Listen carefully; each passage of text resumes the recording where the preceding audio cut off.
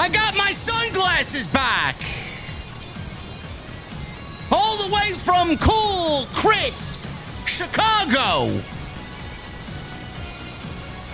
In a freshly towed minivan. Thanks, Jesse. AEW Dynamite tonight, man. Coming off of that Grand Slam Australia show, which lost a cool 700,000 people in the ratings on Saturday night as Toni Storm won the illustrious Women's Championship in front of 400,000 people.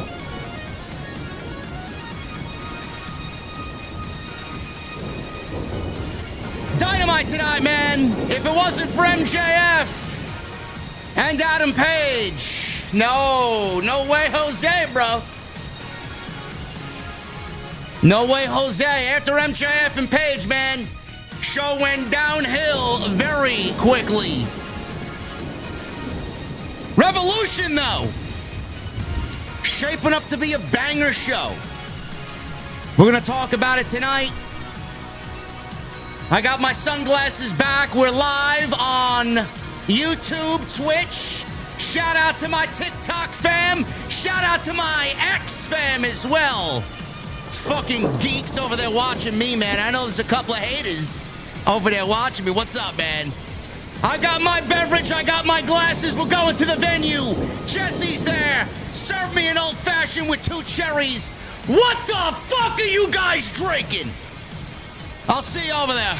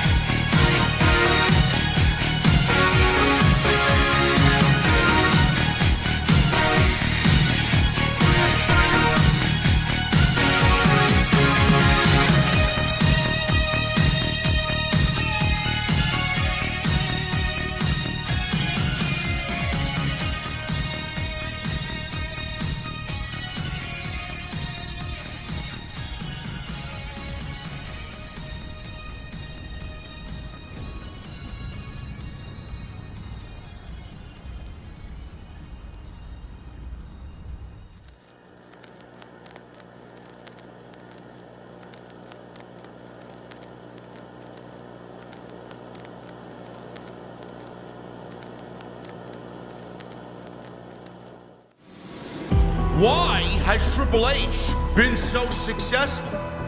Why is Triple H running WWE better than Vince McMahon and Bruce Pritchard on Monday and Friday night? Long-term booking.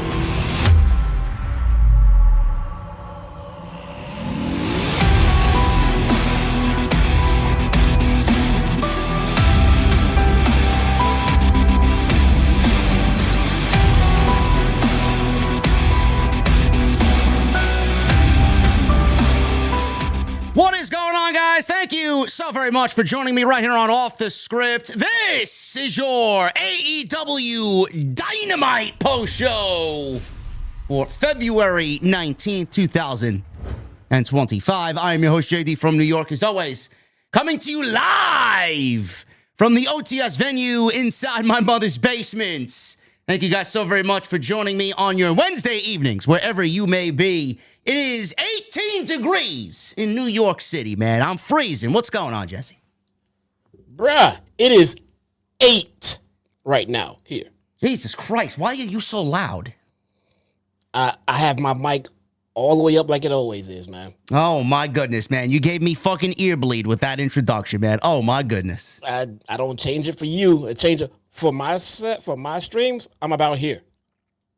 I may have to lower this guy, man. This guy's coming in staticky. All right, there you go. If you sound low, it's my fault, okay? There you go. I'm coming in staticky. How about now? You're good. You're good. You're the one. Let's get something straight right now. Any streaming issues tonight? You're the one going live on 47 different goddamn platforms at one time. Yes, I am. So it's not on me.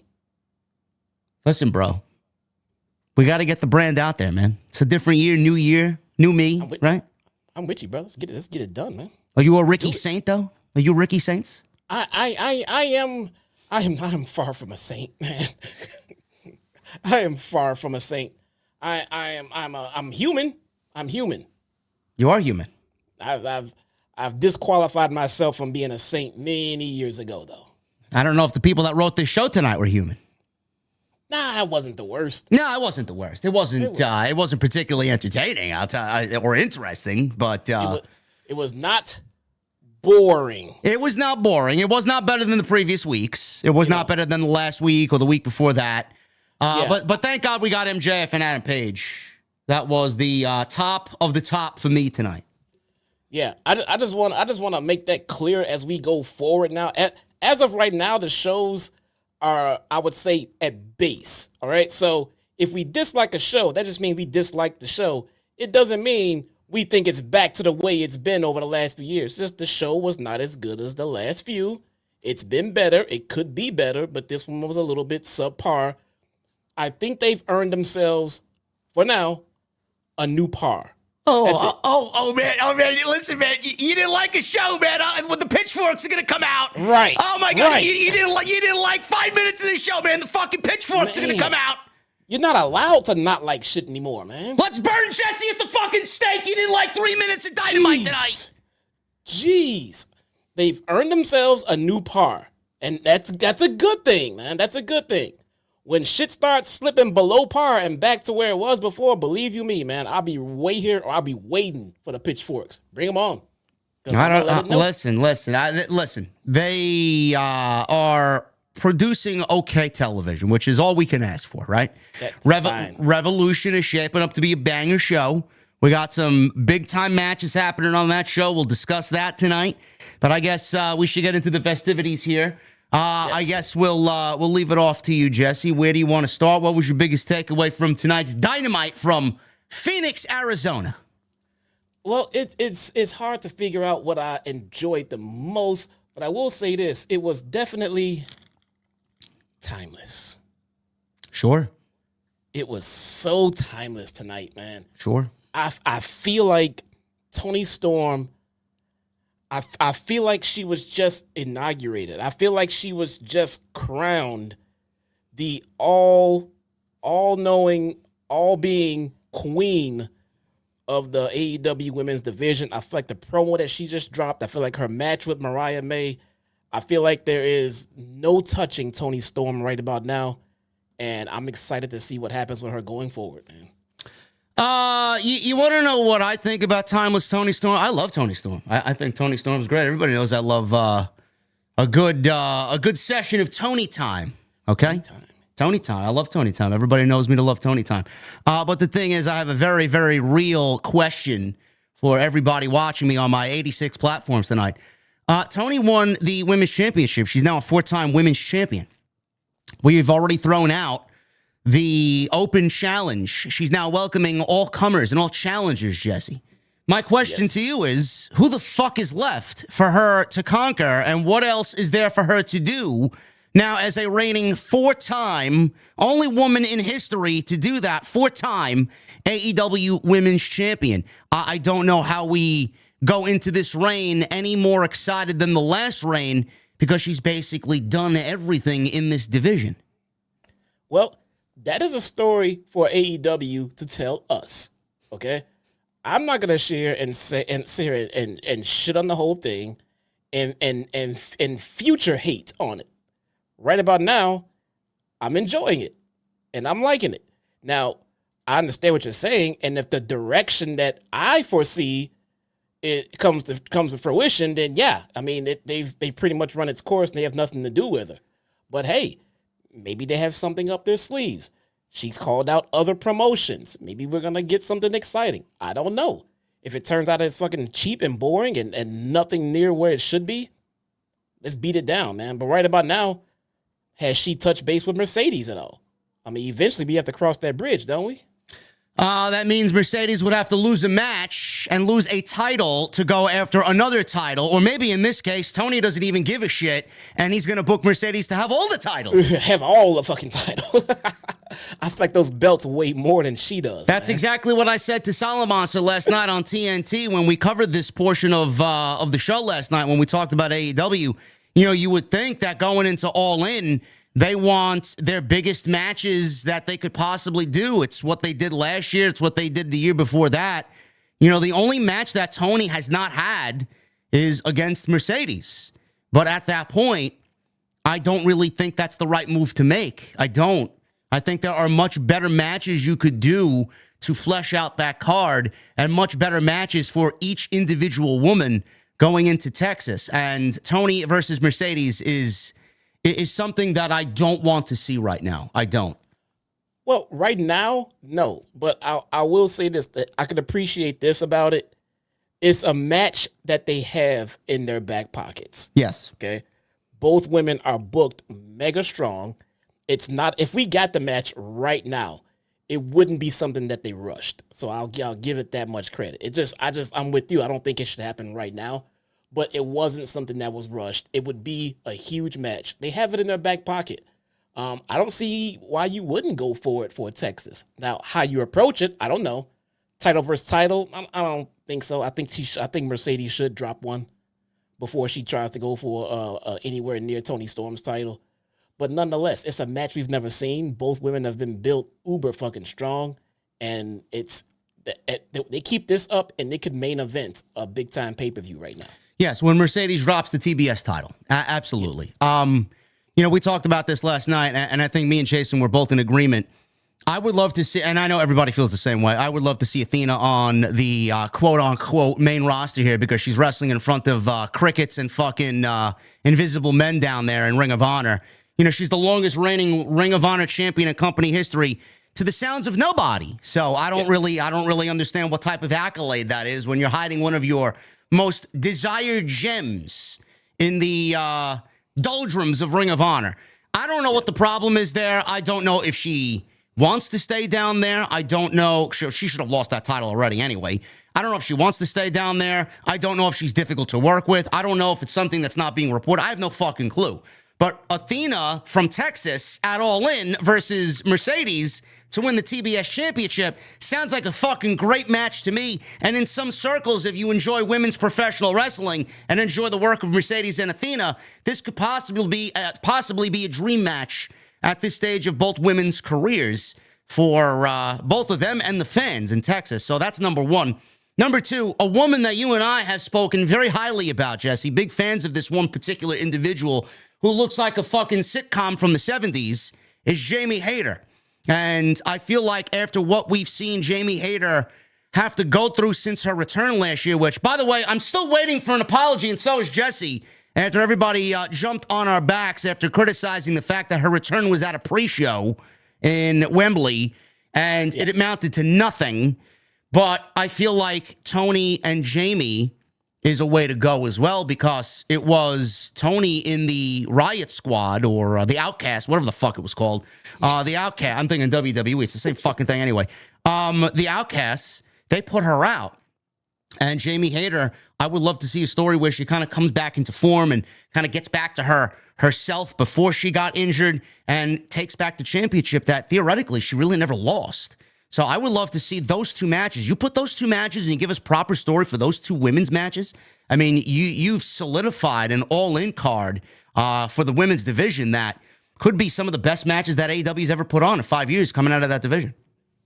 Yeah, you know, I got to tell you, a match with Athena and Mercedes terrifies me. I think anybody. I love Mercedes. Don't get me wrong. I've been a Mercedes glazer for the last 7 years. Anybody working with Mercedes at this stage of the game would terrify anybody, even the people that are in the ring with her. Yeah. I feel like I know, you know, and most of the fans around here know that Athena is on a tear in ROH. Unfortunately, not enough people know. More people don't know than know. And they bring her up to television and start putting her on and everything else. That momentum is not guaranteed, okay? Putting Athena on Dynamite next week is not guaranteed momentum. Nobody is watching ROH, bro. It would take them time to build her up as well. Now, putting her in a match with Mercedes makes me feel like they're just gonna beat Athena. And I don't want to see that, man. No, nobody wants to see that. Who wants to see that? That's why it terrifies me. It really does terrify me. I just hope that when they do finally bring Athena to TV, whenever it is, I just hope that they're patient and they don't throw her in a match with someone like Mercedes where she's going to lose and they just shit on everything that she was doing in ROH. Yeah, I don't know, man. I don't know what this Mercedes run is supposed to accomplish. You know, Harley Cameron wasn't on the show tonight after everybody hyped her up coming out of Australia. So that's a Dynamite where we don't have probably right now the hottest female in the entire division or the most over female in the division. Obviously, we still have Collision. Maybe she'll make an appearance on Saturday night. We don't know. They're taping it right now or have taped it for Saturday. I don't know what this Mercedes run is accomplishing. I really don't. She's beating everybody. Tony's beating everybody. It's almost like they have to cancel each other out. I don't really trust the creative process because we all know Mercedes has creative say in what she does and who she works with. Tony's just going to do whatever Mercedes says. You know, it's a very sticky situation because then you start running into problems where, you know, we sit at a point now where there is nobody left and you've already run through everybody. And I honestly feel the people that are there that she hasn't worked with, and please don't take me out of context, I'm just speaking from the mind here, just, you know, a logical wrestling thought. If she's defeating and basically beating everybody and the people that have not worked with her yet, what do you think those people think? Do those people want to work with Mercedes? Because if she's already run through fucking 90% of the division, who else is left? Who wants to work with her if she's going through everybody and beating everybody? She hasn't put anybody over. She hasn't done anything. Well, the only people she has not beaten are the ones that are not on TV. And Tony. Then Tony. But to them, if that means getting a spot on TV, even if it's just getting buried by Mercedes, I'm sure they take it. But a match with Tony and Mercedes doesn't scare me as much because an L for Tony Storm to Mercedes, it would not hurt Tony Storm. I agree. It would not hurt her at all. It's not something I want to see. It wouldn't hurt Mercedes to lose either, but it wouldn't hurt Tony Storm. A loss to Athena a loss to Mercedes from Athena would be tragic. I mean, I don't want to see them fuck up everything Athena did in ROH just to give Mercedes another stat. Imagine that match happens and it's for the Ring of Honor Championship as well. And it's like a dual title match. And then she holds the Ring of Honor Championship and they couldn't drop that title to Billy Starks. Imagine that. Buried. Absolutely. Buried. And then I'll ask the question again, man. What is she doing and who is she putting over, man? Listen, Harley is a good option. If Harley could get her bearings together and get to a point where she is a believable threat come July, I am perfectly okay with giving Harley that title. It's all going to be up to Mercedes if she wants to give Harley that Bayley, that Bianca Belair WrestleMania type moment at All In. I don't think that's going to happen. Well, I have some comments on the Harley Cameron situation on a special segment that we're going to do tonight. We will get to that. But yes, that is the women's division dilemma. Mercedes is going to be defending her championship against someone at Revolution. Again, I don't know what this title run is doing for the division if these are the matches that you're going to be giving us with her as the TBS champion.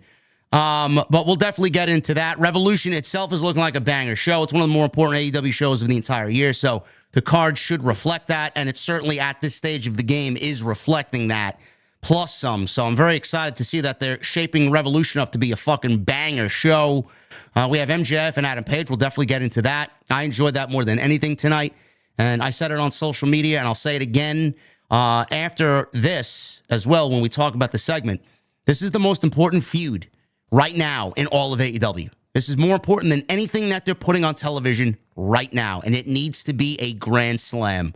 No pun intended.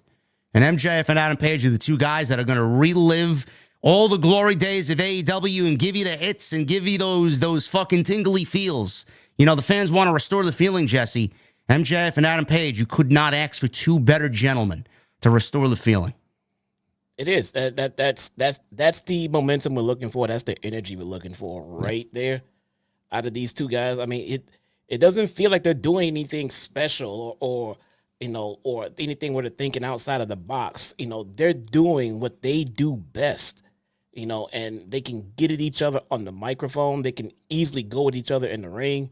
We've seen it before, and now we're seeing it on a different level right now, and it's still something that we're enjoying. They have fight forever vibes, you know, and MJF tends to have that with a lot of different people because he's so fucking annoying. He has such a punchable fucking face. It's just someone as a heel, you know, or as a babyface, you just want to hate and just want to destroy. He's the kind of heel that every babyface loves to have in their feud. So they're gonna kill it every time. You put somebody as passionate as MJF is with him, and it always works. It always vibes. You just get a top babyface, and he's gonna feed off of them. He's gonna make your babyface even better. That is what people don't understand about MJF as a generational talent.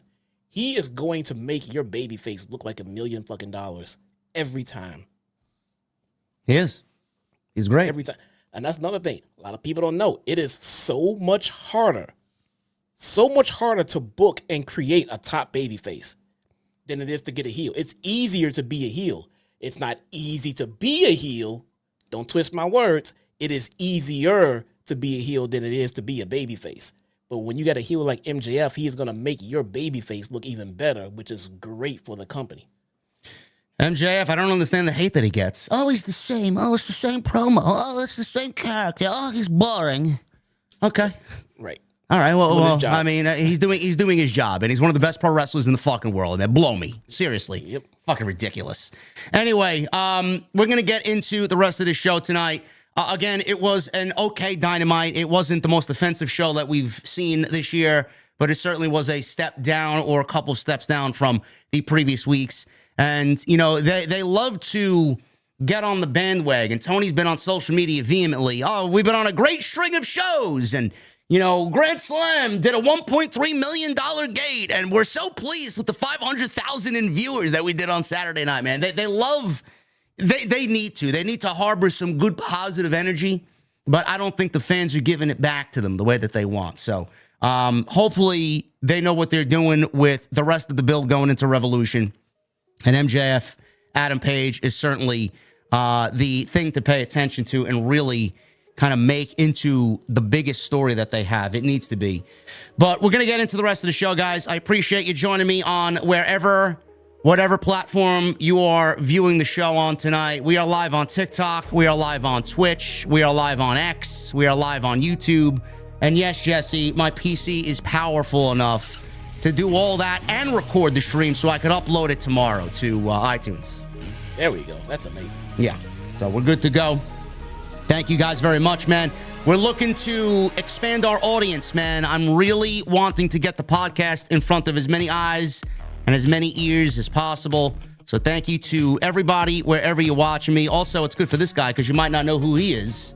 And if you like what he does, he's got a YouTube channel as well. All you got to do is click the link in the description of the YouTube video, YouTube stream, and you'll find out where he is. The thing is, we're taking it to the next level, slowly but surely. Man, Sirius is the end goal. Working with LaGreca and those guys is the end goal. It's always been the end goal. I think I'd be a fucking great fit over there, and I fit like a glove. especially as far as like the social media and the fans' perspective, the YouTube content creator side of things over there. I'd fit like a glove. But reason I'm saying that is because tomorrow at 1 p.m., I don't think I told you. Tomorrow at 1 p.m., I am filling in on Jonathan Coachman's show. Tomorrow afternoon at 1 p.m., it's going to be me and the coach talking AEW and WWE for a good hour and a half. Nice. Yeah. What platform? On YouTube. He's everywhere. He's on Amazon Prime. He's on YouTube. He's on everything you could possibly think of. That's awesome. I did not know that, man. Yeah. I gotta tune into that. So I will tweet that out. I was discussing some plans with him earlier tonight, so it's going to be a good show. So I'll be live with Jonathan Coachman, the coach. Nice. Tomorrow at 1 p.m. So look forward to that. I will definitely be tweeting it out on X. So look forward to that. Follow me on social media at JD from NY206. Follow Jesse at Chi-Town Smark on X. YouTube, what's going on with the YouTube thing? We are going to get back to uploads tomorrow. I'm finally gonna dive into this hot take I had about Stone Cold Steve Austin not being as good as an in-ring worker as Will Ospreay. Are you still doing this fucking video? Why? Because people don't believe me. Oh, I'm gonna state my case, bro. Why can't you talk about Ricky Saints and what you think about Ricky Saints in NXT, man? Can't you do something that's just normal? This is normal. Stone Cold Steve Austin was a brawler. He was not a... We're gonna cover it in the video. I think Ricky Starks is doing fantastic stuff, man. I don't think anything can hold him back. I mean, if he just goes out there and lets his personality be, he's gonna be a goddamn star, and there's nothing's gonna stop that, man. The guy's a natural for this. All right, that's what he's got going on over there, so look forward to that. Go check out my content on the channel. There has been so much going up, man, whether it's on social or the channel. Today we uploaded our thoughts on Ricky Starks. We did a little mini NXT review. We went over Ricky Saints, his new persona, his new character, what I thought of the name change, people flipping out over it, and I gave you my full detailed thoughts, as well as Ricky's statement on Busted Open Radio about why he left AEW, how he was feeling, and the thoughts on his new name. So go check that out. It's on the YouTube channel right now. Appreciate all the support. TNT was live last night with the Solomonster, episode 83. Always a great time with the Solomonster. And Monday night we were live for Raw. So we got a lot coming up with the Elimination Chamber. And I appreciate you guys sticking with me. Also, Super Chats are open. Get them on in. You YouTube folk, get them on in. It's a great way to support the show. Thumbs up. I would love 1,000 likes tonight on YouTube if we can do that. And make sure you guys also get those memberships in. Channel memberships. Always accepting VIPs here on the podcast on Off the Script. Jesse, where are we going, man? I think we need to collide in some way, shape, or form, correct? That is a great idea, bro. We're going to get into it. And since it was a show with no controversies and no issues, let's get into it then. Collision Corner. Oh, my goodness. Collision Corner. Whoa. What, Jesse, what happened? You forgot to ship... You forgot to ship the proper dimensions for Collision Corner over to New York. What's going on? Bruh, the size of the ring does not matter. Why do people keep bringing this up? What's going on here, man? This is a 16 by 16 dimension, not the 20 by 20 we were convinced it was. Bro, I never told anyone it was going to be a full-size screen in Australia, did I? I just said it was going to be a show in Australia. I didn't say it was going to be a pay-per-view. You can't prove that I said that. It was always going to be a collision. Wait, I'm hearing from a couple of patrons in the bar. Jesse is cheap, and he didn't want to ship the beams and the steel posts and the ropes to New York for me to properly get Collision Corner the way it needs to look. Is that the case, Jesse? You cheap? I am frugal. Oh, my God. Frugal. As a matter of fact, I was going to put little bits of tiny stairs on the side, but I couldn't find any tiny stairs. Well, don't worry, bro. Like AEW, I could go to the Hobby Lobby and buy you a step stool for like $5. Oh, my, that bro. Nobody gets a... Look, man. Collision Corner, okay? Yes. Fucking Hobby Lobby. What's wrong with you, bro? This week, Collision Corner, Grand Slam Australia edition. Oh, man. A show with no issues and no controversies, man. Let's get into it. We're going to have... Outback Steakhouse, bro. Hey, that's very Australian out here. I hear Outback is just as Australian as Olive Garden is Italian. I agree. So it's authentic then. I would say the Bloomin' Onion. Yeah, definitely. Oh my God. Fucking blooming onions in Australia. Kenny Omega and Will Ospreay defeat Kyle Fletcher and Konosuke Takeshita. And something that I tried to find something flawed or funny with, but I'm just gonna tell you, this was an incredible match, man. This was good. You know what I enjoyed? You know what I enjoyed more, Jesse? I enjoyed Mac McClung better in the dunk contest than this match. Brother, you mean the Slim Shady of dunking? Is Yes, what you mean? yes, I enjoyed his performance a lot more than Kenny Omega's. It's amazing. It's amazing watching all of the real dunkers sit around and look at it like, oh, this motherfucker, how did he get up? Like, listen, man, he's a three-time winner, bro. He's back to back to back, man. He is not what the Kansas City Chiefs tried to do. So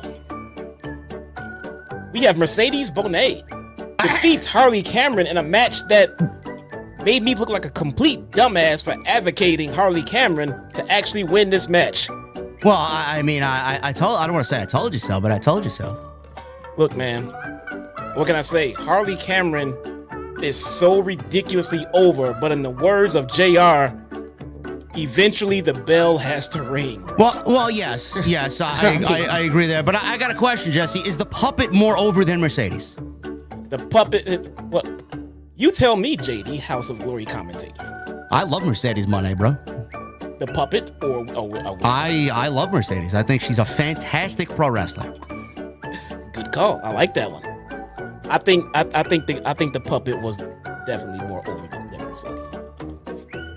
Sorry, that's just me. And look, fans like something new. I mean, the puppet was. I'm sorry, Mercedes. That puppet was fucking hilarious. All right, we have the Rated R Super Cope and Jay Wright, as Moxley called them last week. They lose to Mox and Claudio in a Brisbane brawl, and it wasn't their fault though. There was no way they could have anticipated that Wheeler Yuta was going to interfere in this no DQ match, and they could not have prepared for that. So it's understandable how Cope lost this one, man. Well, you almost inadvertently called it a bar brawl. I would have much rather been at the bar than watch this unentertaining, uninteresting drivel. Well, I mean, that's a way to describe it. That's kind of harsh. Yes. How dare you? Well, I mean, what'd you think of Cope's entrance, bro? Alter Bridge being sung in unison with 11,000 people. That was, as a matter of fact, can we cut the music for a second? Yes. Hold on. Yeah, this is Alter Bridge we're talking about now, folks, okay? Yes. That was a moment I wanted to point out. That was one of the most organic moments in the history of AEW right there. Yes. It really was. Like, no joking around here. That was amazing. But then they get into tonight and they don't allow the crowd to do it again, which was a mistake. Well, they did try to sing it. It was just very quick. It's too much going on. And on all seriousness, I know a lot of people dislike me for the AEW bashing, but I wear an Alter Bridge hoodie. Right now I'm wearing the Symphony X hoodie. The zipper's broke on it. That's why I'm not wearing it. Otherwise, I would be wearing it. The band is very sentimental to me. I dedicated Blackbird to my grandfather's passing. He's been gone for 11 years. Miles Kennedy's my favorite singer, maybe ever. And the lyrics that Miles writes for Alter Bridge and in his solo projects mean a shit ton to me. So to hear that, I actually legitimately, no lie, I actually teared up on my couch watching that, listening to that. It was fucking amazing. It was such a feel good moment, man. Yeah. Let's get back into the music. There you go. See, look at Collision Corner's got some sentimental feeling to it, man. Oh my God. Look at that. We have a heart here. So much of a heart. Kazuchika Okada defeats Buddy Matthews to retain the Continental title, and also legally the match that determined who was the real bitch in AEW. Well, yeah, yes, but This feud was built around who was a bitch. Am I right? well, I would assume the ring that is in your background is probably more sturdy than the ring that Buddy Matthews twisted his ankle on. Yeah, that would. Yeah, maybe he wouldn't have twisted his ankle if he wasn't so much of a bitch, though. Well, yes, but his ankle's now destroyed potentially, but he's got his wife in Australia with him, and they're on their honeymoon, so I'm sure he's doing very well. I hate that guy. So You much right now. you know what I wonder, man? Is WWE going to fine Rhea Ripley and ice her because she went to Australia to go support her husband in a Continental Championship match at Grand Slam Australia? That's what I'm wondering. I didn't see her. Was she on the camera somewhere? She was in attendance, yes. She wasn't on camera, but she was in attendance. Was she in the background? Was she in the backstage area getting caught on surveillance footage that gets leaked? I don't know. See? I'll see. That's why you don't do that stuff like Tony Saints does. But AEW would be lucky if Rhea Ripley was walking backstage. They get a sense of what a real superstar looks like. Oh my God, dude. They would just throw money and contracts at her and just forget about everything. Just throw it at her. Yes. They will forget all laws of contract for tampering. Nope. Just throw it at her. Timeless Tony Storm defeats Mariah May to reclaim the AEW Women's World Championship in a match that I gotta tell you, I was emotionally and physically invested into this match. This is a damn good match. This has been a damn good feud. I think this is a damn good blow off. Hats off to Mariah May. I think they killed it. Yeah, it was fine. I think they killed. No, the match was fine. The match was just fine. I think they killed the feud. If you go back and look at the feud as a whole, if you go back and look at the amnesia part and how they built to it and everything else, it gave them more time, no pun intended, to build to their match at this moment, and it all made for a better moment. I enjoyed it. Mariah May had the worst women's title reign in company history. Her title reign was not great. No. It was not great. But the build to this rematch was. So I'm going to give it its props. And ladies and gentlemen, that is this week's edition of Collision Corner. Now, the product has been much better than what we've been used to since we started this segment, but I still got to tell you, not everyone's going to watch it. So that being said, I watch Collision, so you don't have to. Oh, my goodness, man. Oh, Jesse, this wasn't a collision. It was a grand slam. What are you talking about, bro? Oh, it was a damn collision, brother. Saturday Night Collision. 400,000 viewed Tony Storm in the main event. A cool 700,000 drop-off from the lead-in and the NBA festivities. Oh, man.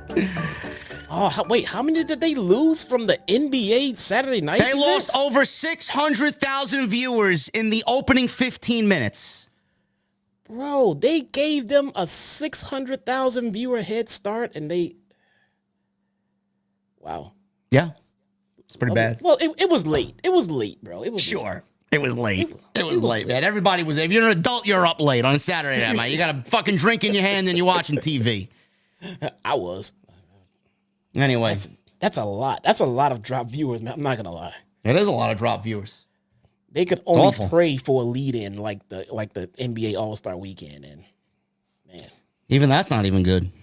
Yeah, man. What is good? Adam Page, MJF. They started the show off with the biggest thing that they promoted all week, face-to-face between two OGs, two originals.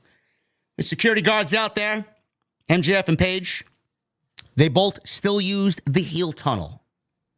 Now, is Page a heel? I guess you could say he's a heel. People love him. He's more of an in-betweener, for sure, tweener. MJF is the heel here. But by the time we are over with this, Page will be the babyface and MJF will be the heel. So they made their way to the ring. They both agreed to zero physicality. MJF insulted the crowd, brought up 2019, Double or Nothing. First official match of the company being the Casino Battle Royale. MJF had won the match. Page screwed him, cheap-shotting him like a worm. So MJF had to claw his way to the top by beating some of the biggest names wrestling has to offer. MJF then brought up beating Page to win the Dynamite Diamond Ring, headlining Wembley, former international champion and the best longest reigning AEW champion of all time because he's better than you and you know it. He is the best and the longest reigning AEW champion in company history. I agree. Ew. Paige asks why MJF is talking like he doesn't know who he is. So Paige is listening to this like, I know all this. What the fuck? What are you telling me? MJF is a 28-year-old who has accomplished so much, but he can't be happy with what he's accomplished. Is it because there's something he's unable to win? And in this case, is it from the people? He can't win the people over. MJF got angry. He snapped back and screamed at Paige to shut his mouth. He doesn't care about the fans. MJF thinks it's funny that the fans can determine who is morally redeemable when Paige has been given everything on a silver platter and has been the main character since he walked into the company. Paige, this is the guy you cheer, right? He drank blood. He attacked veterans. He drove a syringe into his opponent's face. He lit a man's house on fire to ash, which obviously was cheered because it was a great segment, but this crowd cheered another man's house burning down. Yet this is the guy that we're supposed to cheer.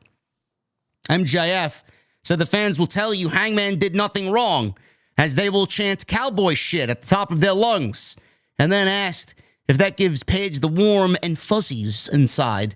MJF asked if everything Paige has done, does Paige still love himself? Did Paige love himself when he ended the career of his mentor, that worthless coward, Christopher Daniels? Paige then fired back at Daniels, or that Daniels is 10 times the man that MJF will ever amount to, and he'd rip his spine out and give it to Daniels if he needed it. Paige said Daniels gave part of his life to every company he's been in, over 30 years fighting for his life in the ring till the very end, and knows Daniels wouldn't have it any other way. He took care of wrestling even when wrestling didn't take care of him.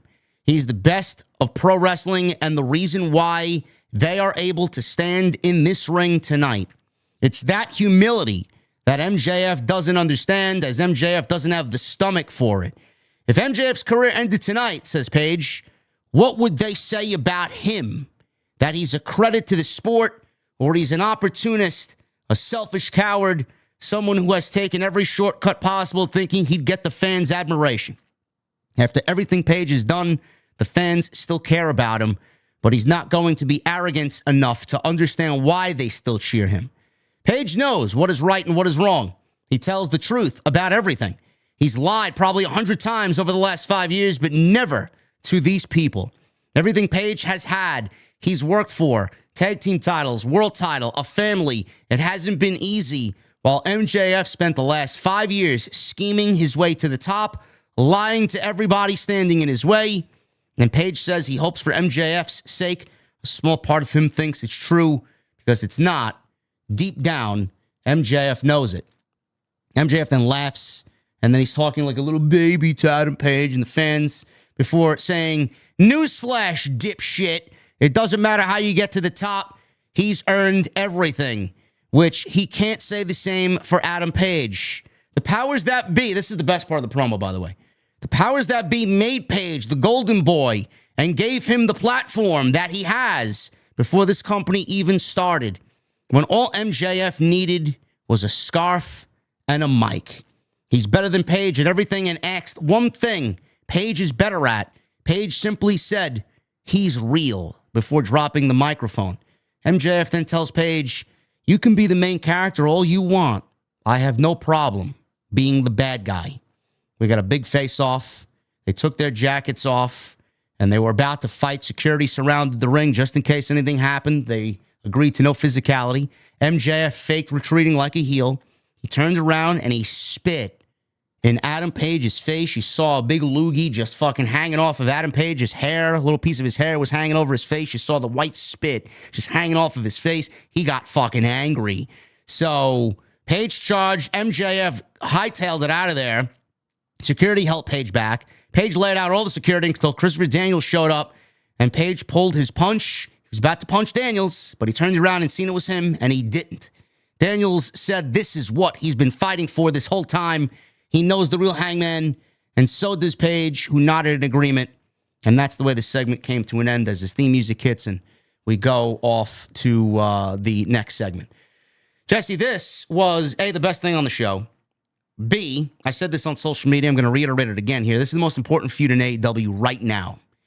Right now, in the midst of everything going on that is not helping AEW in any way, shape, or form. This is the one thing that they need to have be the biggest thing on the show. This is the one thing that they need, the biggest story coming out of this show leading into Revolution. This is a match between two men that they need to put their complete trust, hope, and faith in to generate any sort of interest in what's going on with AEW right now, because the stories, they may be there, but they are not interesting in any way, shape, or form to the viewer to captivate an audience on a week-to-week basis to get this show and this company back to where it is. I don't think Page and MJF are going to do that alone. It's going to be more than just Adam Page and MJF, but this is the most important thing on their television show right now, not because of who they are, but because of how long they've been there. This is the first time since 2019, November, when they battled one-on-one for the Dynamite Diamond Ring, that they've had a one-on-one match. The match is now made official for Revolution. This is a long time between these two different journeys, two different paths, but the same thing between both of them exists, is that they were here since the doors opened, before the doors even opened for AEW. I don't know where we go as far as story. I don't want to think too far down the line. I know you and I talked about it. I know me and Jason talked about it. But as far as this reminded me a lot of what MJF did with Punk. Daniels was out there. It reminded me of what a Steel did for CM Punk. It's not the same thing. It was a lot more intense with Punk and a Steel and everything going on in that version of AEW. They're clearly trying to create the magic or recreate the magic from yesteryear here with these two guys. They can do it, but I don't think it's going to be enough. I love it. I'm excited for it. I can't wait to see it. I think it's going to be great. This is exactly what MJF needs, and Adam Page. But I don't think it's going to be enough to carry the brand where it needs to be. This, I agree with everything you said, right up to the point where you said that this wasn't enough. I think this is enough. It doesn't have to do too much. It just needs to do what it does. Now, what AEW needs to do is take what they're doing here and then get this very same interest out of more feuds. This should not be the only interesting feud. It doesn't have to be bloodline levels of storytelling. It's compelling, it's interesting, and it's something that we want to see. Great. Put it in a box, put it to the side, go on to the next feud, and make that something that we really want to see and something interesting. Great. Same thing. Put that in the box, put it to the side, and give us a bunch of little stories like this that are all interesting. That creates a good show. We were talking about how the ratings were low, but the stories were getting better. We've said this many times in the past. The ratings are not going to be fixed overnight. The ticket sales are not going to be fixed overnight, but it's going to begin with good storytelling. You start telling good stories, the fans will start recognizing it. People will start talking about how much the show is getting better. It's getting better. It's slowly getting better, but it's getting better. That payoff is going to take time, okay? And then when that time comes, you'll start reaping the benefits and the rewards of long-term storytelling. Give us more stuff like Hangman and MJF. Don't make it better and more interesting. I think it's doing exactly what they needed to do. Give us more stuff like that. I can get behind that. It doesn't have to be, thick in layers of storytelling. I mean, Page's character is already thick with storytelling. MJF's 5-year, ascent from where he was to where he is in AEW is a lot of layers to that. So, They don't really need to do too much is based on their individual journeys. I do agree. But where we go from here, as far as the situation with Revolution, the match is now made for Revolution. Very excited about that. Revolution shaping up to be a fucking classic show for AEW, like it usually is every year. It's always their best show. Now we got the match signed. I'm going with a 3-match format here. I don't know if AEW has the writing ability to take this over a 3-match series. It could be a 2-match series. I don't know. I mean, you obviously want one guy to come out on top. You don't want 50-50 booking here. 3-match in my eyes, I feel like is the way to go. I have Page win the first one. I have MJF win the second one, and then I said this last night with Jason on TNT. All In is happening on July 12th. And he was talking about the Owen, and I was slightly confused for a little bit. And he says, yeah, the Owen's happening before All In. I'm like, what was he talking about the Owen for? I'm thinking that All In's in August like it usually is, and the Owen's going to happen in August. And then the Owen this year and last year, obviously it's going to be the same thing this year. The winner of the Owen gets a championship match at All In, which I hope is still the case this year. The thing is, if it happens before All In this year, and Paige, I think everybody with a common fucking, sense of where we need to go here in a brain, Paige needs to be in the World Championship match at All In. Texas, the Cowboy, I think it works beautifully. He wins the World Championship, whether it's from Moxley or Christian or whoever the fucking case may be. I don't know. He needs to win the World Championship. Probably Moxley. I would have MJF and Paige in the finals of the Owen. And I would have Paige go over MJF to get to the finals of the Owen, win that, get to All In, win the championship from Moxley, and we crown Paige as the new world champion.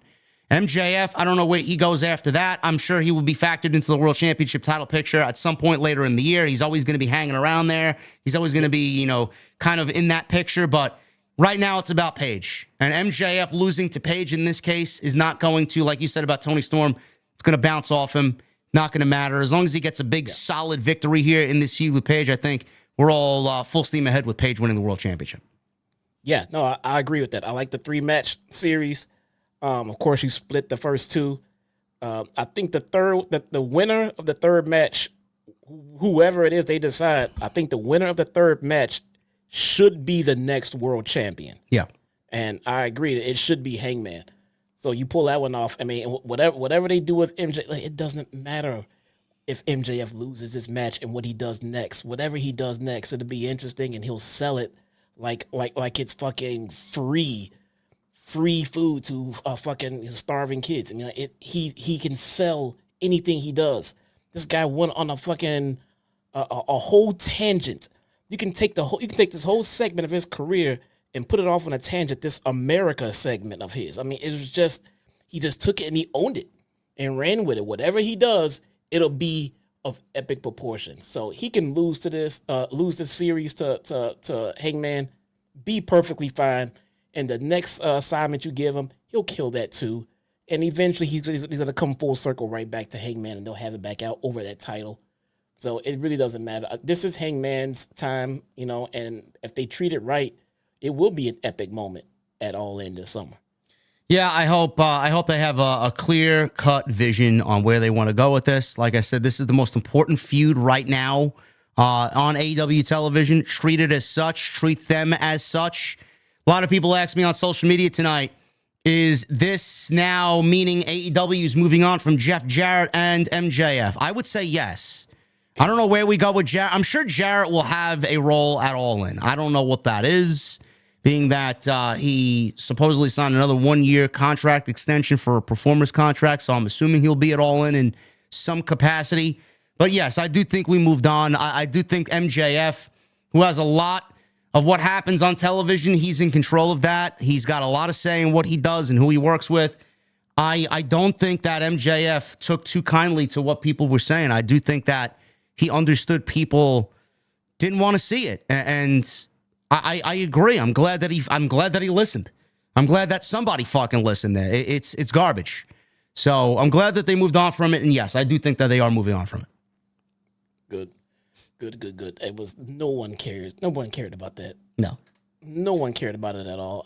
I'm hoping that they realized that and just dropped it, because you won't see many complaints about, hey, what happened to the Jeff Jarrett thing we're supposed to get with it? No, nobody. No, it's okay to just eat crow on that one and just drop it, because that was a bad idea. Yeah. So we got that coming up. Match is official for Revolution. It's going to be a banger. Renee. She was backstage with the Undisputed Era. Kingdom. Sorry. Roddy. He says Orange Cassidy and himself are destined to dance forever. This is not a dance I want to be a part of. Strong knows Cassidy is friends with Kyle O'Reilly. That's cool, man. You remember the conglomeration? What happened to those guys? Wait, they're no longer a thing? They're no longer a thing, no. Oh well. Darn. I know. I've lost so much sleep, bro, knowing that the conglomeration has not been on television, man.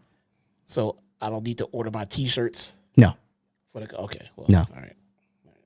Maybe he took them off AEW Shop too. I don't know. They actually had T-shirts. Yes, they did. They had a T-shirt. Yes. Oh my God! I know. If you own a conglomeration T-shirt, I'd love to see what you look like, bro. You hold on to it. Someone buy me a conglomeration T-shirt so I could use it as a fucking scrubber for the Dark Horse in the summertime.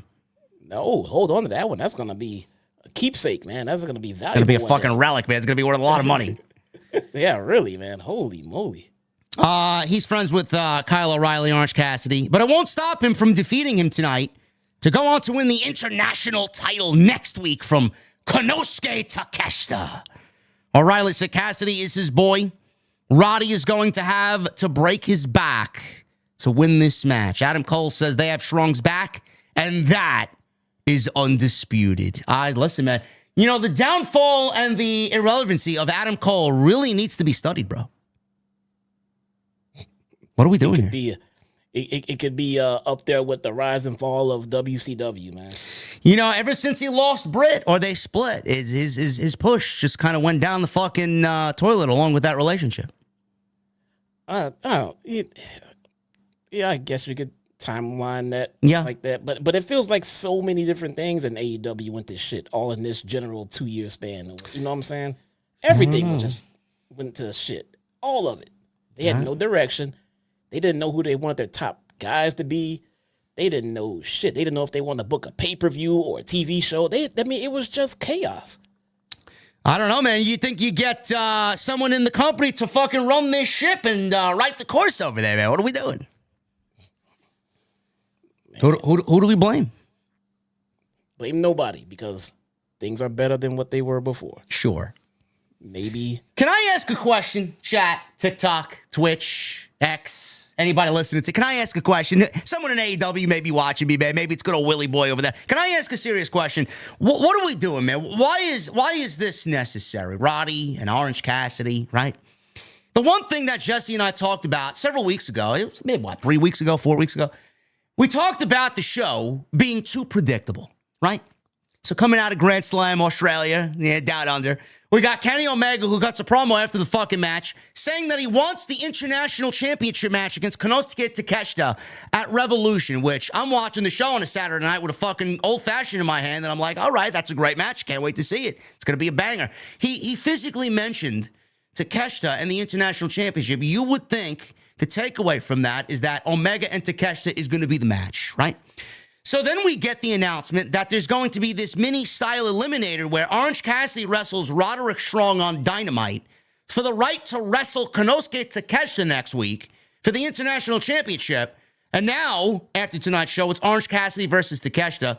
That's going to be the title match next week, and the winner of that match goes on to wrestle Kenny Omega at Revolution.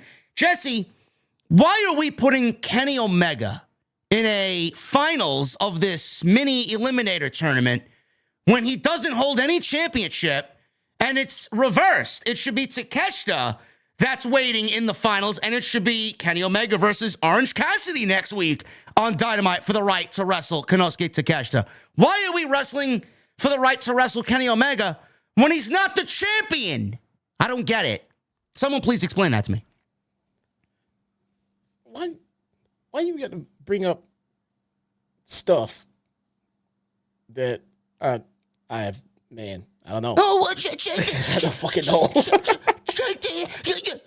hate the show. You make it too much sense, man. You hate the show, bro. I don't know. Can someone fill me in there? Anybody have an answer to that question? No? I wish. Why are you making the show predictable? Is there anybody watching this fucking show that believes Konosuke Takeshita is going to lose to Orange Cassidy next week? Just book the fucking match and give me a great promo or a backstage segment or a sit-down interview. Something story-related. Why the fuck do we need a pro wrestling match that is uber predictable to get to a match that we know is going to happen in 2 weeks? I don't get it. I actually enjoy countering some of your points sometimes. Yeah. Just to play the devil's advocate, just to be the voice. Listen, man. That a lot of people want to argue with you, but they're too scared to because they get blocked. I like arguing against some of you. I can't find anything. Bro, I came prepared today, man. Like I always do. I got nothing. If you can't, listen, man, you're a smart man. If you can't combat that, man, what makes you think the sickos are going to be able to combat that? Oh, they'll attempt to combat it. What I'm saying is I don't have a reasonable and a logical and a sensible comeback to it. Don't have one. You know? Because it doesn't make sense? They'll come up with some stupid shit and call it a comeback. That's not no. I have no logical one. No. Yes, Tribal Queen. Sicko booking for $1,000, Alex, please. Yes, the magic question. So yeah, that's happening. And by the way, this was the main event of the show, man. Orange Cassidy and Roderick showed. Gee, I wonder why the ratings fell off a fucking cliff. Isn't the main event supposed to be for the most important thing on the show? At least on the show, yeah. They started with the most important thing and they ended with the least important. Just like this fucking mini eliminator, man. They did things backwards here. I don't know. Man, I'm still trying to think of a good. You got nothing. I got nothing. Look, I know Kenny is their guy. I know Kenny is what they want to present as the draw. I get it. The guy has been out of action for a very long time. He's not the guy currently right now per se. And don't kill me. I get it. He's still Kenny Omega. I get that. But Will Ospreay is that guy right now. He is that top guy right now. He's been putting in the work. Now together, yes, they're gonna be 1A and 1B, and I still can't make sense of that booking, man. I don't know. There is none. There is none. You know what makes sense? This group comprised of Samoa Joe, Hook, and Katsuyori Shibata. They are now named the Ops. Yeah, I like it. I like it. I like this. I like this group a lot. They went up against the Patriarchy: Christian Cage, Kip Sabian, and Nick Wayne with the lovely Mother Wayne outside. Standard TV match, 6-man tag here. The Ops get the victory. This was very academic. Shibata mounted a comeback after being on the defense. He sent Sabian outside, laying out Nick Wayne. Hook made the hot tag. He dished out suplexes, including one to Christian Cage, who was sent out to the floor. Nick Wayne fought off a suplex with a released fisherman suplex of his own. Joe comes in, he cleans house. Good old Samoa Joe, man. Gee, I missed him. Christian Cage snuck in for a kill switch. Joe sent him outside, nailed a fucking unbelievable tope suicida. You talk about Darby's missile fucking tope. Samoa Joe's got a damn good tope, man. Who the fuck wants to see a 300-pound Samoan coming at you? Nobody. I get scared every time he does it, man. I know, me too. Just like when Adam Page does that fucking acai moonsault off the top rope, I get scared too. Yeah, I don't like seeing Joe do spots like that because I get terrified he's going to get himself injured again, and I do not want to see another injured Samoa Joe. No, me neither. I'm glad he's back, but that tope suicida was brutal. Wayne tried to steal a pin using the ropes. Hook kicked out. As Wayne was up, he hit a high kick, trying Wayne's world. He leapt into a red rum. Shibata sank in a choke outside on Sabian to fend him off. Joe blocked Cage from getting in the ring, and he simply backed away. He refused to even get in there and help his family.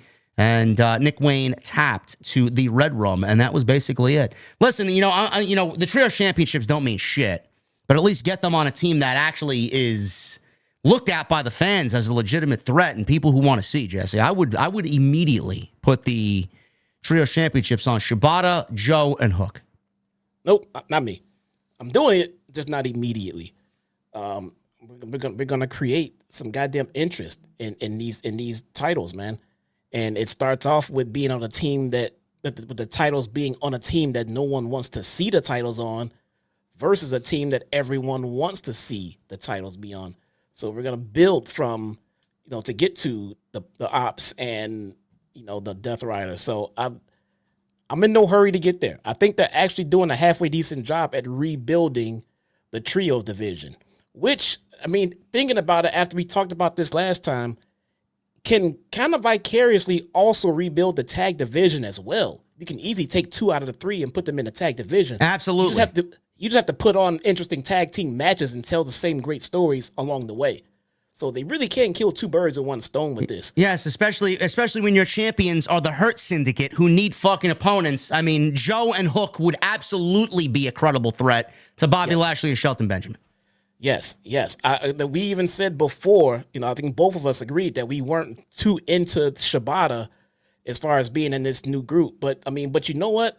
When you look at the grand scheme of things of what these factions are supposed to do, Shibata is not someone with a lot of charisma and things like that. Maybe it could be language barrier. Who knows? I'm not saying if you speak his native language, maybe he's charismatic to you, but to us, he's not.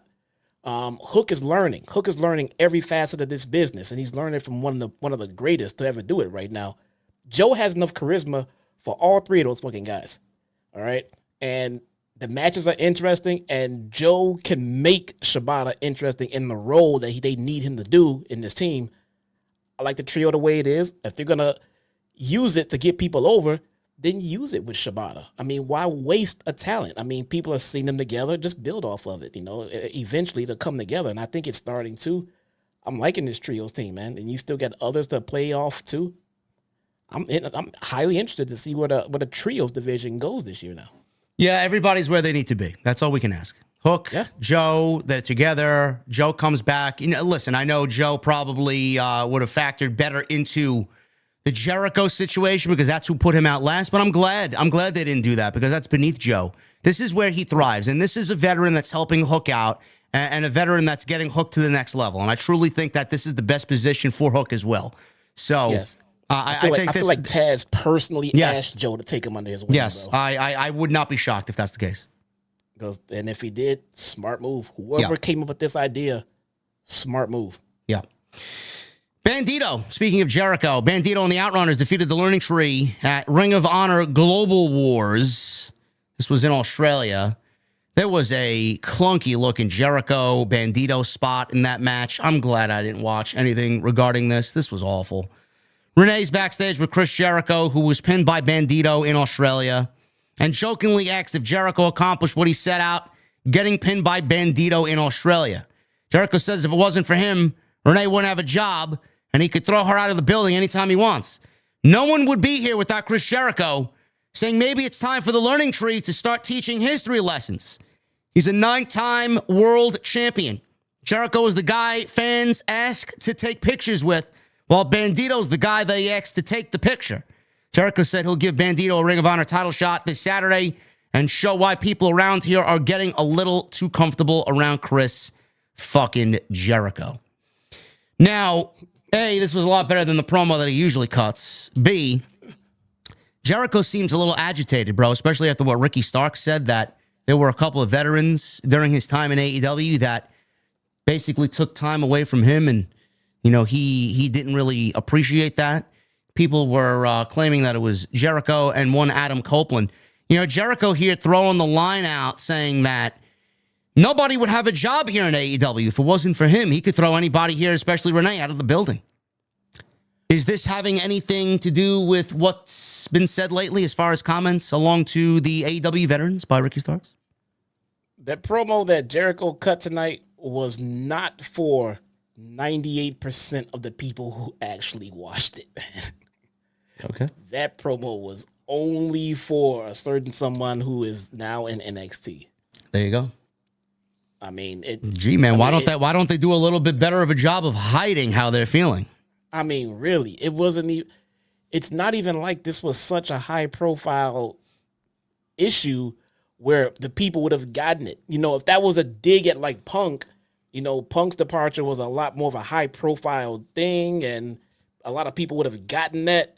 Yeah, Ricky Starks has been, the talk of the town, but it was not as big. It was not as a high profile of a transition as Punk was. So a lot of people didn't even catch this.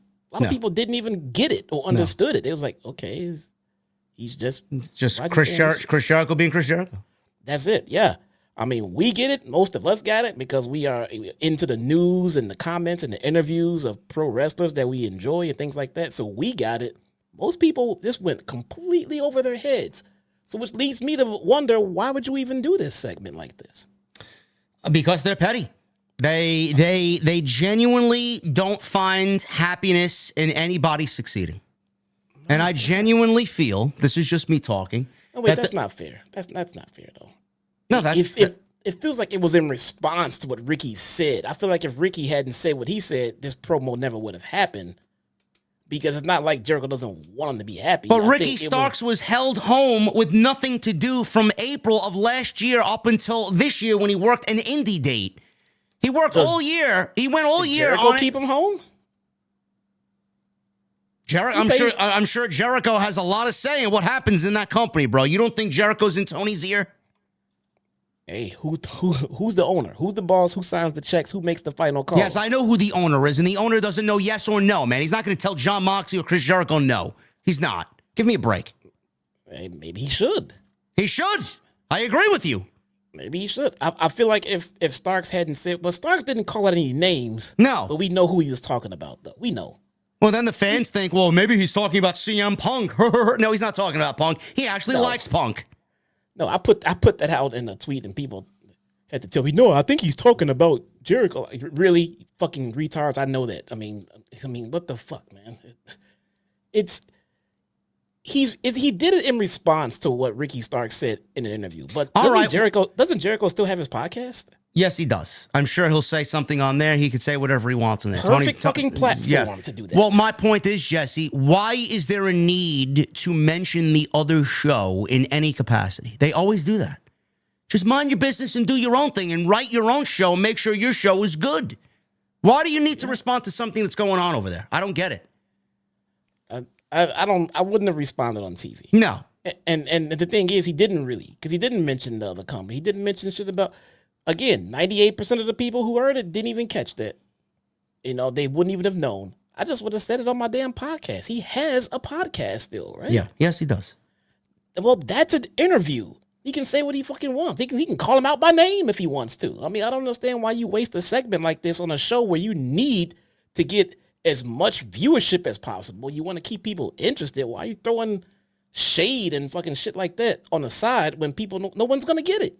I'm sure Jericho will say something and mention people by name because Ricky is not in a position where he can say any of that now and mention anybody by name because he's in WWE. He doesn't need to. He's won. He won the war. So move on. Yeah. Anyway, move on. We're going to move on from Big Bill and Will Hobbs after tonight. This was a street fight that ended in a false count anywhere match. I don't know what the fuck that was about, but we'll get to that in a little bit. Hobbs and Big Bill. Street fight here in Phoenix. We'll pick it up after the commercial break. Bill, before the commercial, hits a big boot and followed up with a choke slam on steel steps to Powerhouse Hobbs, and we go into the first commercial. We come back from the break. Big Bill turned his attention to set up a table in the corner, allowing Hobbs to smash him with a trash can repeatedly. Hobbs went for a power slam when the bad apple, Brian Keith, made his way out to the ring. He tries to help Big Bill here in a no DQ situation. He gets sent through a table with a spine buster. This distraction worked. Big Bill comes back, hits another big boot that sent Hobbs out to the stage. Now, the stage here is even with the ring. It's very Daly's Place-esque here. So we're on the stage. We got chants of Meets Forever chants from the fans, which distracted Big Bill for Will Hobbs to hit a world's strongest slam before decking Big Bill with a backpack, which then was revealed. Bricks, broken up, crumbled bricks were in the backpack, and Bill is now busted open. So we get the ring steps set up on the stage. Hobbs repeatedly drove Bill's face into them. Hobbs brought Bill up, shoved him off, crashing through tables that were set up back to back down below, and the tables were wrapped in barbed wire. So Aubrey Edwards goes outside and puts on a 10 count for Big Bill, who couldn't get free from the barbed wire, resulting in Hobbs winning the match and standing tall. So I have another question here. I'm sorry, AEW management. You know, I have to call out what I see. Otherwise, I wouldn't be doing my job. Clearly, you're not. Or clearly, you don't give a shit. This was a street fight, which means there's no DQ, there's no count out. You win by pinfall or submission, correct? That's the way they usually handle the rules. In this case, Big Bill is on the outside. He goes crashing through a table, and Aubrey Edwards is there administering a count as if this is a last man standing match, and the rules of the street fight got changed middle of the match. Why is she counting someone out when a street fight consists of no DQ and no count out? I didn't hear this was a last man standing. Big Bill couldn't get out from the barbed wire to stand up and finish the match in the ring with a pinfall, which would have looked more impactful for Will Hobbs? I don't get it. Who makes these stupid fucking decisions? I thought I missed something, and this was always a last man standing. Bro, this was a street fight. This was in no way, shape, or form a last man standing match. Did they make it clear what the criteria was to win the match? You would think a street fight, no DQ and no countout, pinfall or submission. Yet we got Aubrey counting him out. Yeah, no, okay. If they didn't, that's not a default way to end the match. That has to be specifically announced, no matter what kind of match it is. If it's a street fight, if it's a regular match, if it's any kind of match, if it's a 10 count, count out, then that has to be announced at the beginning of the match. Yeah, that was a miss. Yeah, this was a miss. Yeah, I like Big Bill. I don't know where we go from this. I could make a recommendation of sorts. I don't know what we do with Big Bill if this does happen, but I get him out of the learning tree, and I have Jericho dump him, and something happens there where Big Bill is no longer associated with the learning tree, and Powerhouse Hobbs, as far as what he does, moving on from this. You would think that he would remain on television and they would do something else with him and come up with something else, because this is the type of guy you should be pushing. But coming out of this, we don't have any clear direction. I don't have any trust or hope or faith in the company to continue doing Big Bill on television. I don't know, Jesse. Where do we go from here? If this seemed like a finality on this feud here. Yes. And where do we go from here for both of these guys? I think you were right. This feud has been entertaining, all around. I think it should end now. We don't want to keep dragging this out. This feud reminds me a lot of Keith Lee and Dijak. I feel like they've beat the crap out of each other for long enough, and I think it's time that they partnered up and became a team over it. And I could see these two being a tag team and being pretty damn good. I wouldn't mind seeing these two as a tag team in the tag division. Will Hobbs and Big Bill? Yeah, absolutely, man. They've gone to war together, and at the end of it, they're gonna come together and become just a fucking dominant fucking big man team, and I could definitely see that.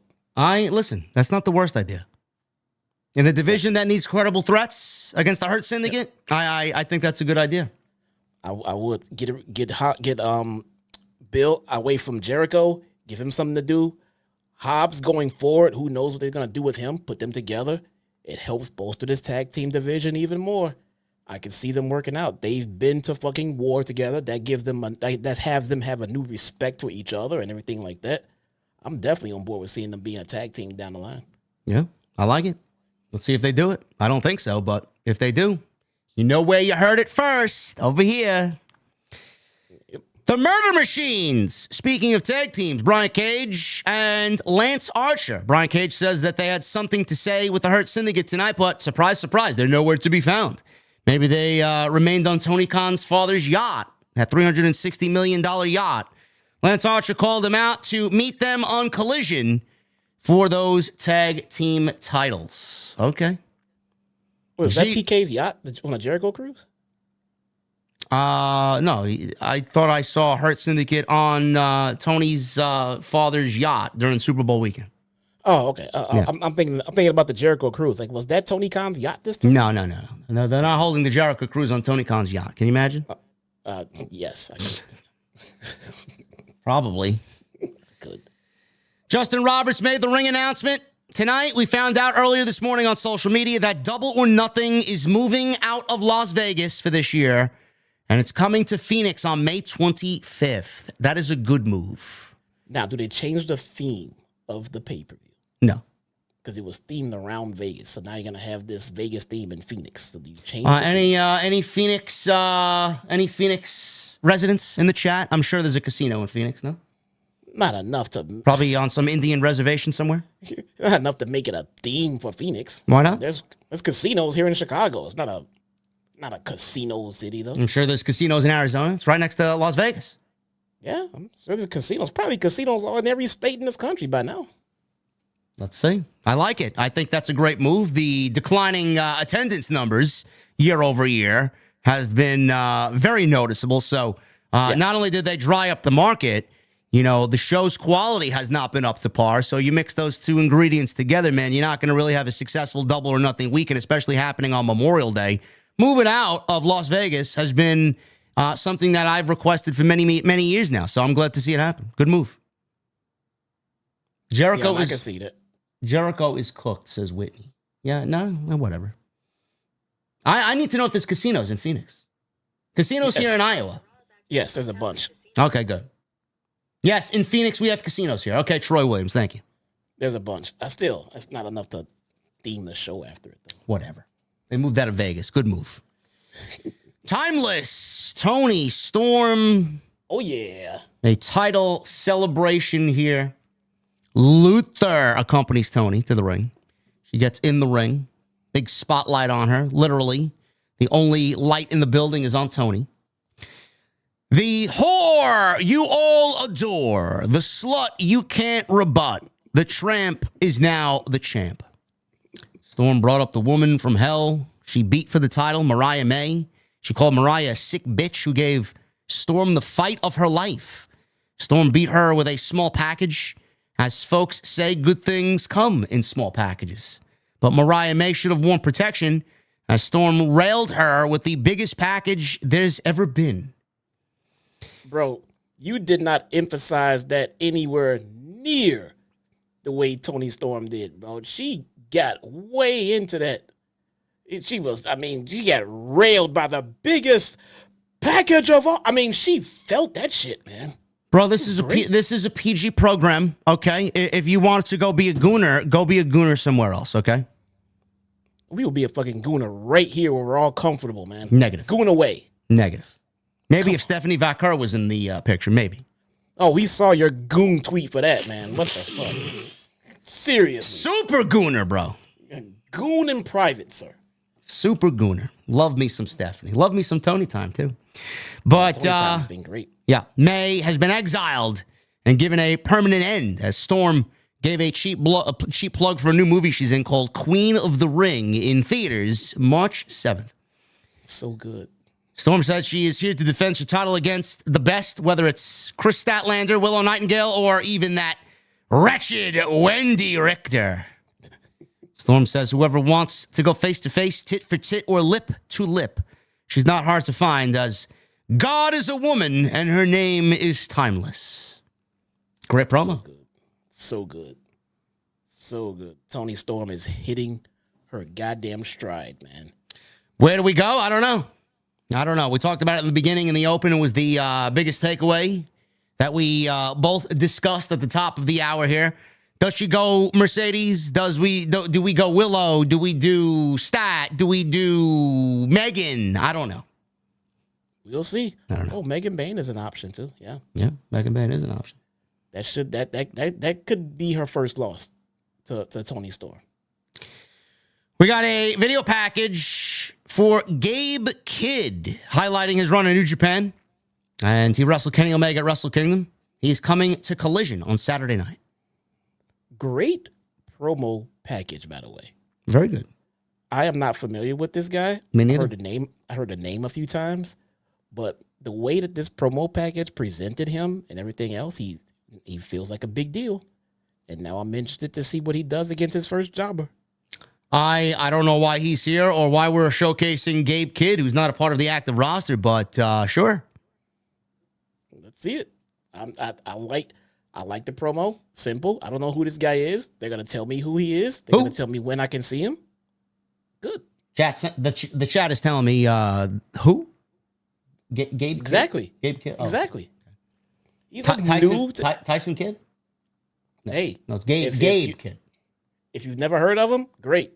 This is your introductory to him. Let's see the promo package. Let's see how they present him to us. I want to see how fans of his respond to it and how newcomers to his respond to it. I'm interested. Let's see what they got.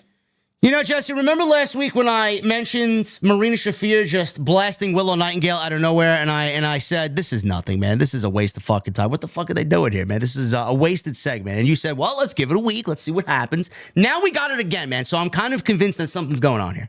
Yeah, it's good. You know what I'm saying? She came out. She had a problem with it. I don't know who is this bitch coming out. Your fucking husband came out, interrupted my goddamn segment, and then it happened again. Now Willow's pissed the fuck off. Now we have a feud. I like it.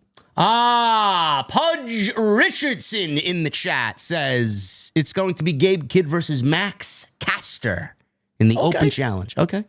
I like that. I thought he was going to be a jobber. 0-3 is the best wrestler alive. Great.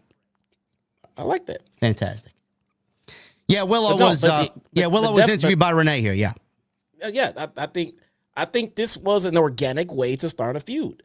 You know, it's a byproduct of what Mox, he thinks he can just get away with shit, and even taking over a woman's interview by sitting out his fucking his guard, Marina Shafir, to take over something, and somebody took exception to it and decided to speak on it, and she does it again. Well, now Willow's pissed off. Now I want to see a match that's not going to begin in a collar and elbow tie-up. Now I want to see Willow mad as hell. I like this so far. We'll see what happens, but Willow and Marina are clearly headed somewhere. Now, Moxley walked into frame after Marina took out Willow, and the cameraman follows them out to the stage along with Wheeler Useless. Don't know why this guy is on our TVs, but here he is.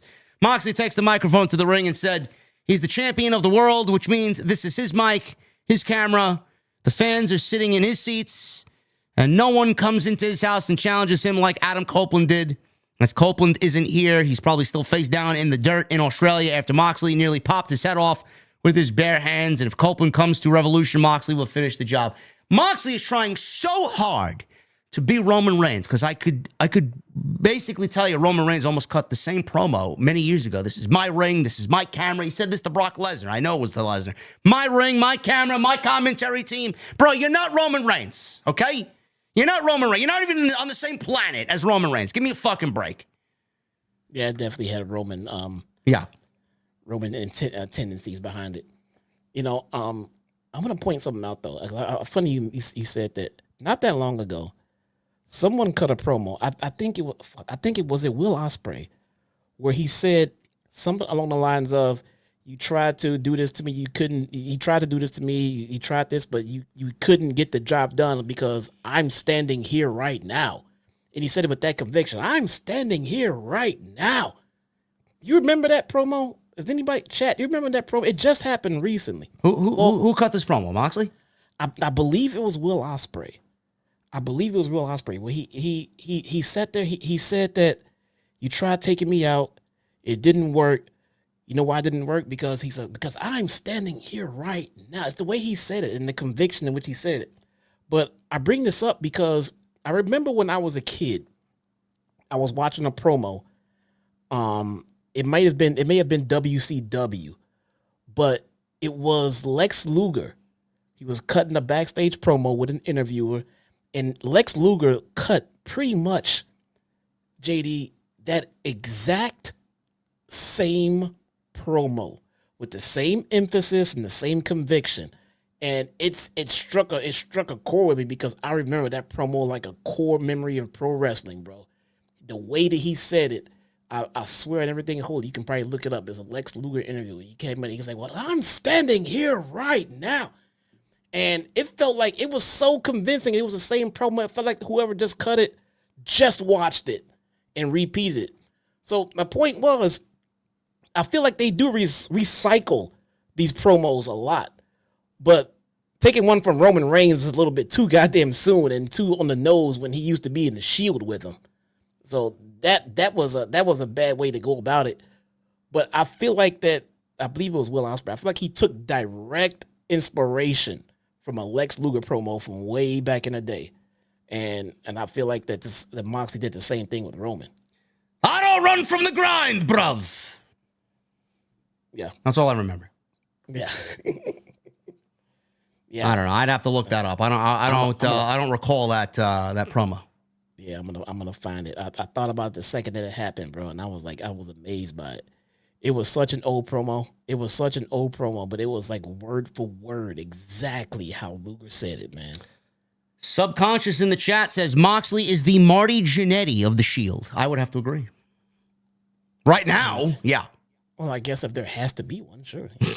Yeah, there has to be one, sure. If there has to be, that's like, I mean, that's kind of like saying, oh, this girl is the ugliest, cheerleader, I mean, but that doesn't make her ugly. It just means she's the ugliest cheerleader. Yuri Lover says Wheeler Yuta is the type of guy who goes online shopping at Temu. Yeah. Okay. Yeah. Sure. All right. Sure. I guess. Moxie's in the ring. He's going to finish the job against Copeland. Switchblades music hits. He walks out through the tunnel. Claudio joins the Death Riders. Emphasis on death. It's the death of this fucking show. Pac starts walking slowly out from the tunnel. Everybody else is in jeans. Pac is out there in his wrestling gear. I am convinced Pac owns no other pairs of clothing, bro. No, he walks down the street like this at home. He does not have any clothes. It's he travels on a plane like that. After all we shit on the Death Riders, man, that's the one thing about the entire group that I love the most. Pac owns no other pairs of clothing. Yeah, he has no clothes. This is just what he wears. I want to see him flying coach in his goddamn wrestling gear, man. Probably. That's just what he does. This guy would be boarding a flight in fucking Reykjavik, Iceland, man. Fucking negative 12 degrees in his fucking wrestling trunks. Yeah. What the Never. He can never come out in a pair of sweatpants or jeans or man. Nothing. Jeez. They be a backstage brawl, be a parking lot fight, it'd be a street fight, everything. It doesn't matter. This dude is wearing his wrestling trunks, knee pads, his fucking armbands that are fucking tight enough that you can get a damn vein for a syringe. I mean, he same thing every time. Doesn't matter. Anyway, White's out there. Pac and Claudio confront him on the stage. And Cope, out of nowhere, from behind Moxley, spears Yuta and an assistant one with Jay White. Cope grabs Spike from underneath the ring, and he swung it wildly as Moxley and his crew bailed through the crowd. Cope and White went after them until Cope grabbed the microphone and said, "This isn't Moxley's arena, and these fans aren't his either. They're Cope's people." Moxley's probably back under his bridge where he lives, along with the rest of the sickos. So when he sees this, Cope said Moxley has no spine, so he'll take his goon squad out one by one until it's man to man at Revolution, where Cope will kick Moxley's ass. Speaking of Temu, Yuri Lover, can you buy me a pillow on Temu? Because I do not care to see Copeland go through all of the Death Riders to get to Revolution where it'll be one-on-one. I don't care. I can't. I can't do it no more, bro. Not only that, I don't want to see it because we're in the process of trying to rebuild the trios division. Now, how is it going to look when all three of your trios champions were all taken out by one goddamn guy? Oh, God. You know what I hope? Listen, I don't know what they're planning for All In. I could sit here and tell you Paige should beat Moxley. But the flip side to that is, and the overwhelming negative to that is, do we have to wait till July for this Jon Moxley story to end? I mean, we're not even in fucking March yet. We're halfway through February. Mostly through February. We got to wait through March, April, May, June, July, for another 5 months of Moxley's the world champion. By the time Dynamite hits 5 months, the ratings will be 300,000. Nobody wants to see that. So what I'm hoping for here is something catches on. Do we see Jesse Copeland beat Moxley at Revolution? End this fucking reign of terror. Emphasis on terror. And then Christian cashes in and he becomes the world champion over Copeland. Oh, man. So what's your question? Do I think it should happen or is it going to happen? Do you think it will happen? Because there's got to be someone in Tony's ear that is telling him, Tony, listen, bro, TK, this is not working. We got to wrap this up. It's not working. From what I've read, I'm hearing that TK is aware and verbally projecting that he is aware that this Death Rider storyline is not working. I've also read that when, again, dirt sheet crap take it with a grain of salt. I've also heard that Moxley pitched that to Tony Khan when it happened. He said, hey, it's going to get stale. It may feel like it's not working, but you got to stick with it and everything else. So I think it's just a matter of if his TK is going to just keep holding that faith in Moxley or if he's going to change course and pull the plug on it soon. I don't know. But if he's pulling the plug on it soon, I say go ahead and do the title change with Cope. If he does not and he's going to hold it out and wait, then I think it needs to wait and be someone else. Darby, Kenny, I don't know. Hangman, I wouldn't do it with Copeland. We'll see. This is your main event for Revolution. How many fucks do I have to give this main event at Revolution? The whopping answer, folks, chat, is zero. Is zero fuck. Imagine your main event of one of your biggest shows of the entire year, and you give zero fucks for the AEW World Championship match. A title, by the way, we haven't seen since Wrestle Dream in October. Gee, man, I wonder why nobody gives a shit. Yeah. Mercedes, speaking of not giving a shit, Mercedes and her 16 championships. Backstage with Mercedes is Renee. Said Harley Cameron learned there's a price to pay when you mess with money. Great. That rhymes. I know, great. She should be a lyricist. That rhymes, bro. We cut to a promo from Grand Slam Australia with Momo Watanabe. Who? Momo, Jesse. Momo. Do we have any intel on Momo? Watanabe? No? Yes, I have one fact right here. I got it pulled up. Hold up. Momo. Fun fact about her, she is not Mina. No, she is not Mina. Nope. At all. Nope. Sounds like something I'd order off the fucking menu at the cocktail bar, man. Some exotic infusion. Momo Watanabe, bro.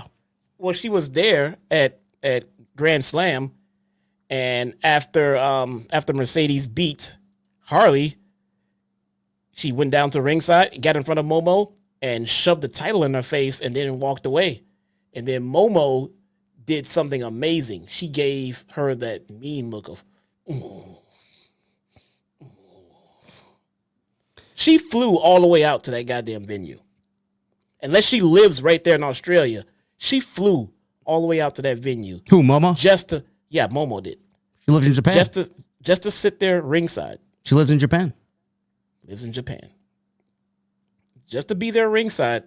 So when Mercedes walked away, shoved the title in her face, and Momo can go.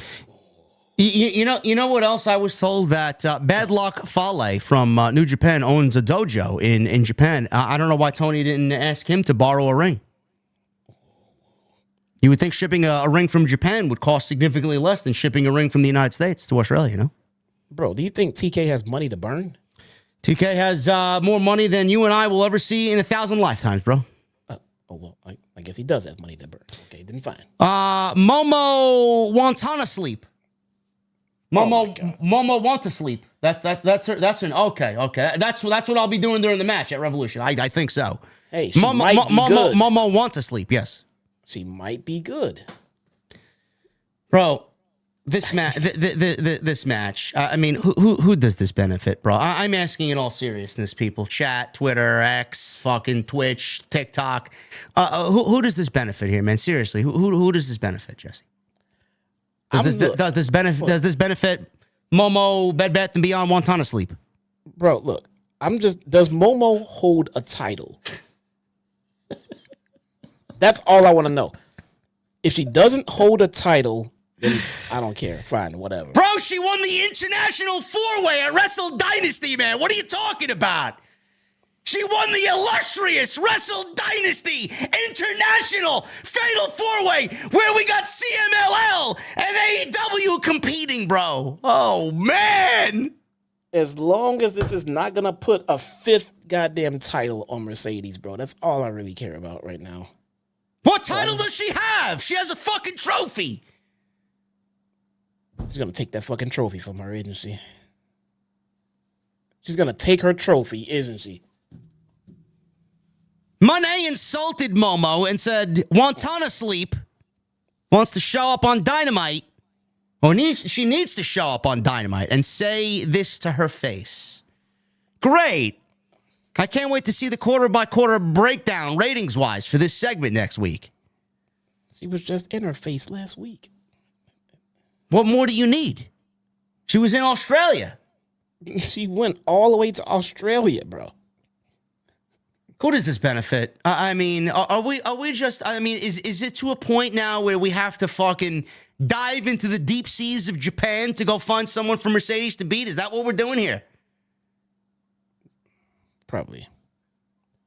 And now we have Tony Storm also calling out the indies and everyone else too. I mean, is that it? We're going to have our champions go fight other women now. I don't know. We're just done with everyone on the roster.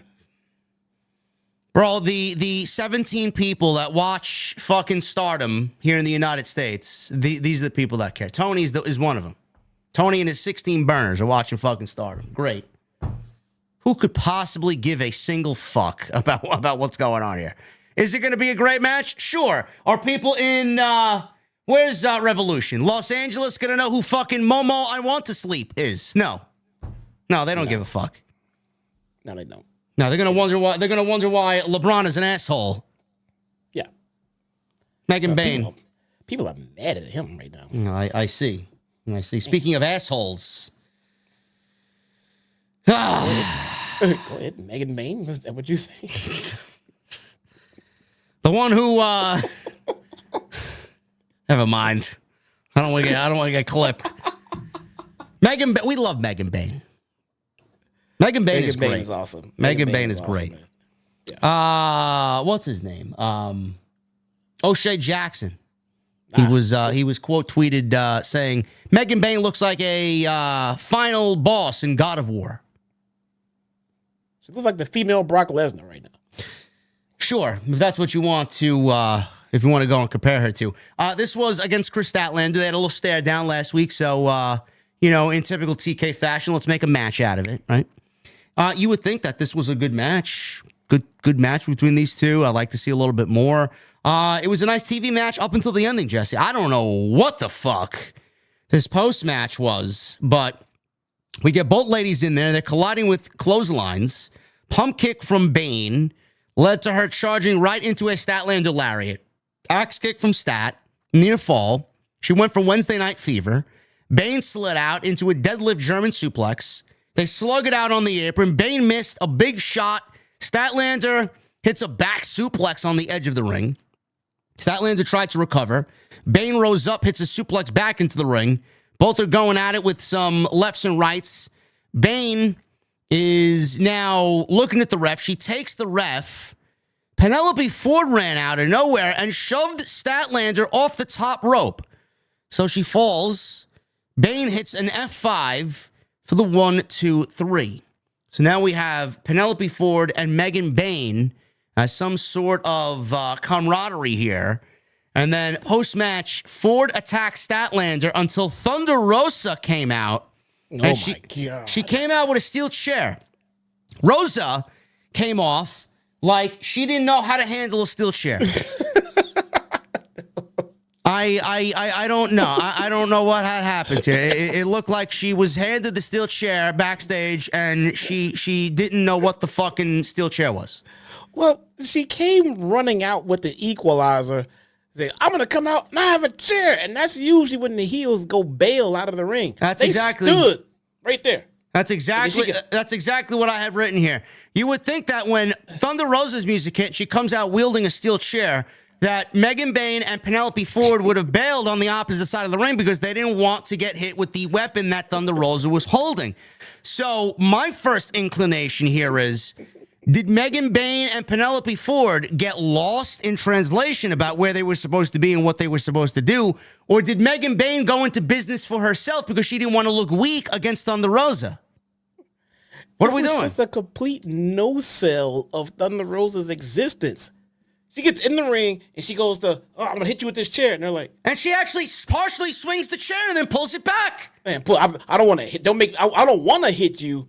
I mean, but I brought this chair and I will present it to you. And then they try to take it. No, you can't take my chair because I'm gonna hold this and I might swing it. And then they get out of the ring. And what does Thunder Rosa do? She throws the chair at them.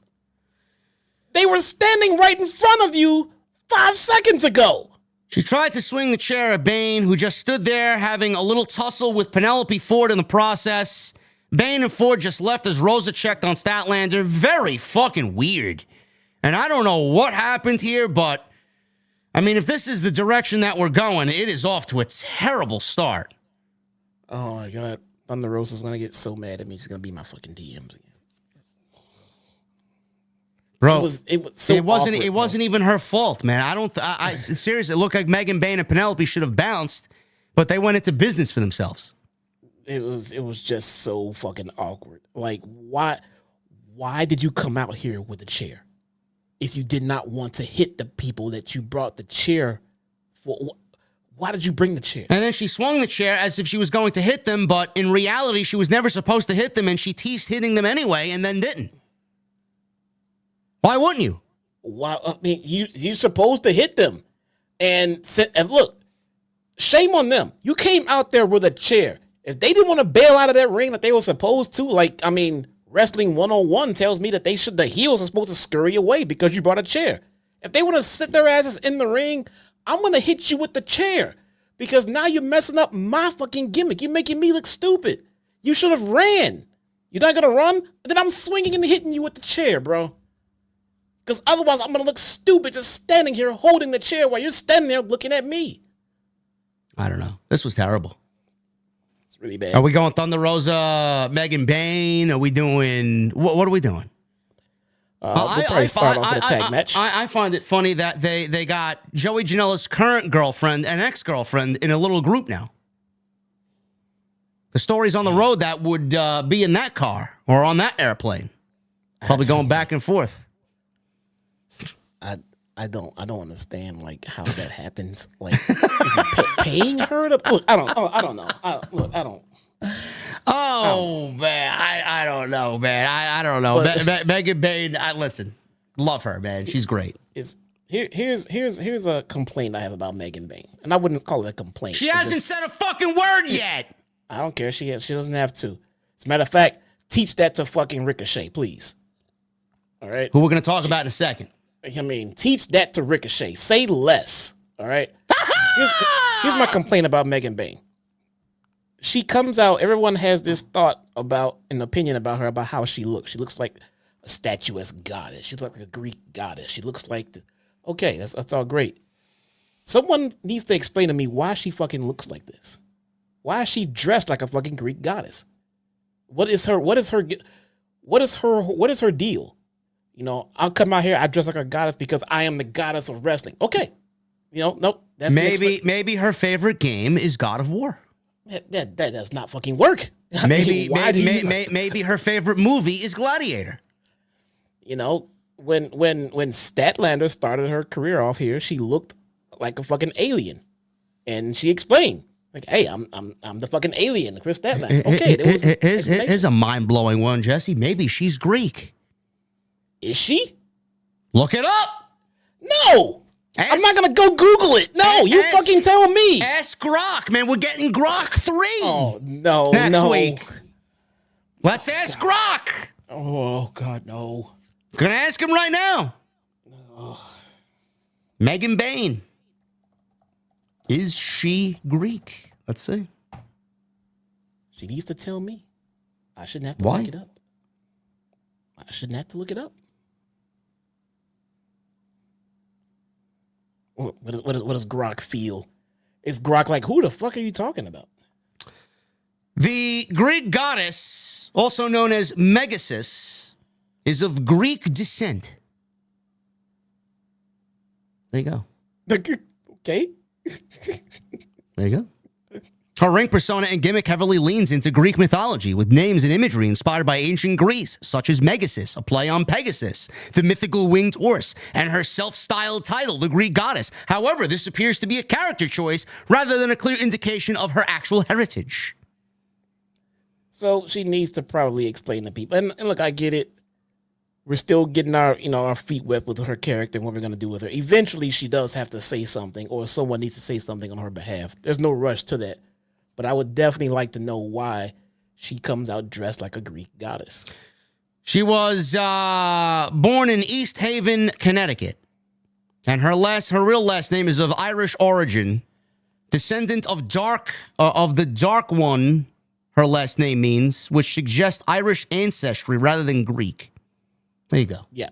So we definitely need an explanation then, is what you're saying. Who is she? So in so many words, you want to know who the fuck she is. Who is she? Okay. Who is she? And that could be a part of the big reveal promo. What is her intentions here? What does she plan on doing? She seems to have buddied up with Penelope Ford. What is their relationship like? That's all stuff that we can get to, but I would like to know, why is she dressed like a Greek goddess? I mean, explain to me. Is that your perception of yourself? You know what I'm saying? Is that how you tell me. I mean, I shouldn't have to wonder and look it up. She's been there for a few weeks now. We should be getting to the part where they explain to us why she's here, what she's doing here, and why she's a Greek goddess. I don't know. I like it, though. Yeah, it looks great, man. What I don't like, oh, God, is the man that I don't know why they still continue to give this man a microphone. Ricochet. Right. You're the guy that called me a bitch on social media 2 weeks ago. Yeah. Called me a bitch, Jesse. Gimmick infringement, man. I know. Stealing Okada's catchphrase. That's the best he can come up with, stealing someone else's catchphrase to call out a YouTuber. Eddie Thorpe started something with me on social media when he didn't really need to, because Eddie Thorpe is a little loopy. And then Samantha was in my mentions as well, defending that Eddie Thorpe has every right to say what he said against what I said in regards to me not having any emotional investment in his on-screen character. Who's Eddie Thorpe? Exactly. Okay. All right. Exactly. Chat, who's Eddie Thorpe, chat? Do we care about Eddie Thorpe? Eddie Thorpe says, I don't care about indigenous people because I don't like his on-screen NXT character. You believe that? Eddie Thorpe is the ring name of American professional wrestler Carl Fredericks. Who the fuck is Eddie Thorpe? NXT. NXT. Okay. Yeah. Why is Samantha Irving defending Eddie Thorpe? Because Eddie Thorpe apparently had every right to say what he said to me, even though I had not made any mention of his heritage or ethnic background. No, that doesn't explain to me why Samantha Irving is defending. I'm assuming it's because I ratioed her fiance. Oh, okay. I see. Yeah. All right. Ricochet, speaking of fiance, Ricochet came to the ring wearing the embassy robe and called Arizona a poor man's Vegas, much like Kevin Durant. He's looking forward to getting out of this town as quick as possible. Since the fans are acting like ungrateful animals, he'll speak to the fans at home. You ain't speaking to me, brother. You ain't speaking to me. I got the TV on mute. All of the booing doesn't matter to him. When you boo a winner, you boo into the void of nothingness. And Ricochet is a winner since he proved it 2 weeks ago when he beat Swerve Strickland. In reality, he's proved it every second he's been in AEW, whooping ass of all the fan favorites. Winners have something to show for their success, and he shows off the embassy robe. Ricochet isn't content with just wearing the robe. He wants the gold. He will be the main name on this roster, and he wants to win gold. 2025 will be Ricochet's year in AEW to be a champion, and he's too good-looking not to be. I'll stop there before Prince Nana saved us from this excruciating promo. Jesse, why do we need Ricochet out in front of a live audience with a live microphone? Who continues to do this? Dakota Guy is dating Eddie Thorpe? Yes, that's exactly what he's known for, yes. I thought she would when did her and Baszler break up? None of my business. Well, this is more interesting than what fucking Ricochet is saying. Let's go back and talk about this. What happened with that breakup? I thought they were together. The only thing I could tell you is now you know why Eddie Thorpe is a little insecure on social media. When did they start dating? I don't give a shit who Eddie Thorpe is sleeping with, bro. Are they still living together? Dakota I don't know, nor do I care. Ricochet. Well, this is more important than what Ricochet is saying, bro. Ratio A. What is Ricochet talking about? I don't know. He wants gold. Look, I am enjoying, for the most part, the heel run of Ricochet right now. I really am. My only gripe is that he speaks too much. I think he talks too much on the microphone. It is not the good kind of heat. It is cringe heat. Okay? It is not the kind of heat that you want. This is not like Logan Paul where thinking go away heat is a good thing. All right? You don't want go away heat, Logan. That's bad. But Ricochet I'm interested in what he does. I'm very less interested in what he is saying, especially the longer he talks. The longer he talks, the less interested and the more cringe it becomes. He needs a mouthpiece. He does need the mouthpiece. He does. Really, really bad. So if Samantha's coming in, I really hope that she comes in quickly because the more he talks, the more he's ruining his new gimmick. It is burying himself. Whoa. We got a major announcement here. Saturday's Collision. It is going to be Hologram against the Beast Mortos. Oh, my goodness.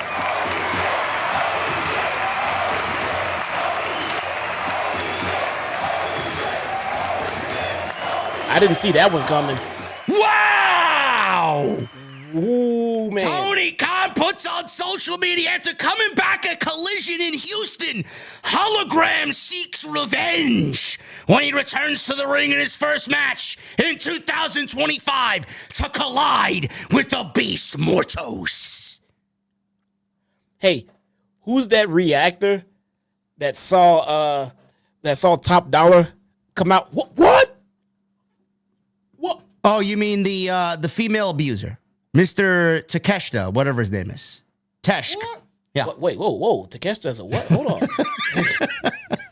whoa. Don't do that to Kanosuke, man. That's not good, man.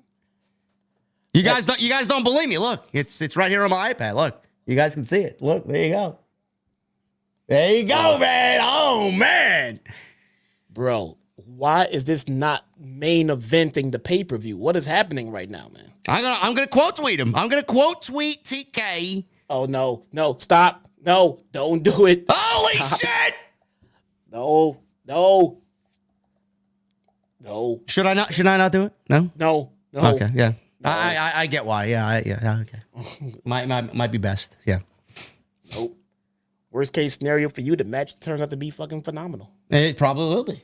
It probably will be. Legit. Not even exaggerating. It might be, but I mean, I don't think anyone is as excited as Tony Khan is. Elon puts out 2 hours ago, folks. Grok 3 is now available on X.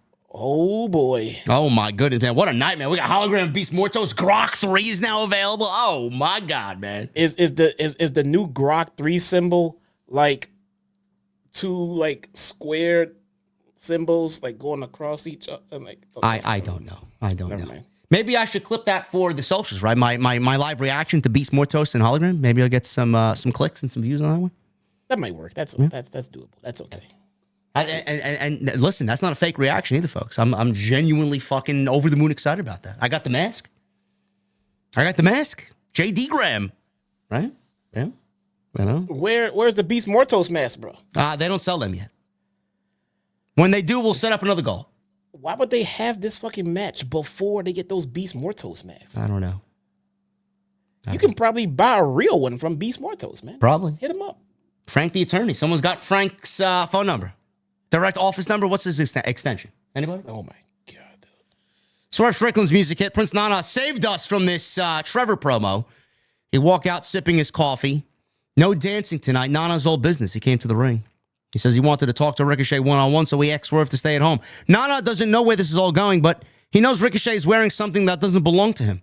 3 decades, Nana has been in this business, and that robe has a lot to do with it. The robe represents pride, integrity, and those we have lost. Those who wear the robe have honor and the ability to be great, something Nana never gave Ricochet an opportunity to be. If Ricochet is the happy-go-lucky winner he says he is, do him a favor and give the robe back. Ricochet then tells Nana if he wants the robe back, take it. And then he mocks Nana. Ricochet then says, well, is Nana going to cry? And then he leaves the ring. And then as he leaves, he does, ah! And he leaves. And that was the moment that he held the mic 1 second too long. Yeah. I agree. My God, man. I would rather have Ricochet just come out, grab the mic, and do that stupid ass, do that, and then leave. I'd rather have that 3 seconds of that ridiculous ass, whatever that is, than him talking for everything he talked about before that. He talks too much. He is not good at it. He is great in the ring. For as good as he is in the ring, he is the polar opposite on the microphone. That's being very objective, and everyone knows that. Ricochet knows that himself. He's not stupid. He knows that. Maybe he's working on it. I'll give him that much. He's working on it, but it's not there yet. Yeah, listen, he needed to change. I'm glad he changed. He's better off now than he was then, but Samantha coming in is sorely needed if that's the case. Get this guy off the microphone. He doesn't sound intimidating or believable at all. No. I cut a better promo than fucking Ricochet. The new turn, the new gimmick, everything is going well. But I think the longer he talks, the more he actually hurts that new gimmick. Yeah. Orange Cassidy, Roderick Strong. This was the main event, folks. Believe it or not, this was the main event. I'm not even going to go over this because honestly, zero fucks to give about this. I don't care. This is as predictable could be. Orange Cassidy was always going to win this. Jim Ross is on commentary for some reason. Ian Riccaboni filled in for Tony Schiavone, who was not on commentary. I don't know why. Maybe because they did a double taping tonight and they didn't want Tony doing both shows. That's the only thing I can think of. So we get this match in the main event, and we'll pick it up towards the end here. Cassidy is in a cloverleaf. Backbreaker by Strong, transitioned into a cloverleaf. Cassidy got to the ropes to break it. Cassidy spun to his feet. He ramps up some kicks, only to run into a pop-up gutbuster, followed by a sick kick. Strong wanted another end of heartache. Cassidy countered into a stun dog millionaire. Orange punch, flush to get the victory. And Roddy is upset. He marched to the back, and he was being consoled by Adam Cole and Kyle O'Reilly. Tony Schiavone gets into the ring. Schiavone asks Cassidy if he wins next week, he has a chance to go for the three-peat and be the greatest international champion of all time. Don Callis music hits. He walks out with Konosuke Takeshita and Mark Davis. Callis said to him, Cassidy is nothing more than a red-headed hippie, a loud-mouthed punk, as Davis and Takeshita attacked. They held Cassidy so Callis could get in some boots until Kenny Omega's music hit, and he bolted to the ring. Omega was in control briefly until Davis sank in a sleeper, and Takeshita hit boots to the ribs until hitting a huge forearm shot. Cassidy tried to make the save. Takeshita wanted Raging Fire, but Cassidy countered into a Stun Dog Millionaire. Omega hits V-Trigger and Cassidy with another orange punch. Omega and Cassidy stand tall as the commentary team talks about how Cassidy wins next week. It'll be him and Omega at Revolution for the title. Omega held up the international title. Cassidy stared it down. And that's the way the show went off the air. I don't believe they're actually selling this as if this is an unpredictable outcome. It's fucking unbelievable. It's like comical at this point. Who cares? Yeah. I don't know. I don't know. That's the way Dynamite ended. Yeah. Again, was not a terrible show. No. It was not as good as the previous shows we've been getting from both Collision and Dynamite. All right. But I also want to make sure we stress that it's not like, oh, see, we're back to trash. We don't like, no, we're still going to grade the shows individually. This was not a very good show. But it was not boring. We're just going to say, what I'm trying to do here, I'm not trying to lower the bar. Okay. Like, oh, since it's better than it's been over the last couple of years, this should be good. This is not good. Yeah. Okay? It still was not good, but it was not the worst of the worst. So we're not trying to like completely shit on it. We're just going to call it like we see it. Collision looking like this. Jericho versus Bandito as he defends the Ring of Honor World title. Death Riders, Claudio, Pac, and Useless defend the AEW Trios titles against Danny Garcia, Matt Menard, and Angelo Parker. Gee, man, that TNT title doing wonders for Danny Garcia, huh? The Murder Machines call out the Hurt Syndicate. Gabe Kidd comes to Collision. Max Caster open challenge. And the Beast Mortos versus Hologram has just been announced. Man. There you go. I might have to do a live watch along for that one, man. Maybe. I'll be in Atlantic City with my brother. There we go. I don't know. Chat, what does this mean on TikTok? It says I have 22.5K hearts. That's not 22,000 people liking the stream. What the fuck does that mean? And X, Twitter, it says I have right now 5,704 views. That's not viewers, is it? We don't have 5,000 viewers on Twitter. Why would we? Because people are currently watching it. So I got 5,000 viewers and then another 2,300 here on YouTube? That can't be. Let's see, I got to pull it right down. I'm all new to this. I don't know. Somebody fill me in. I see you at 1,300 on Twitter. 1,300? Yeah. Live. 1,300 live on Twitter.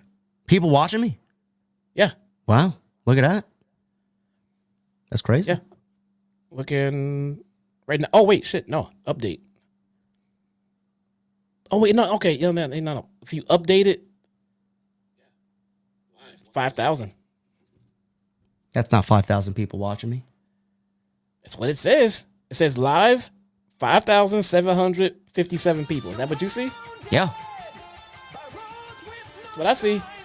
22.5K likes on TikTok. Hologram, that cannot be correct, bro.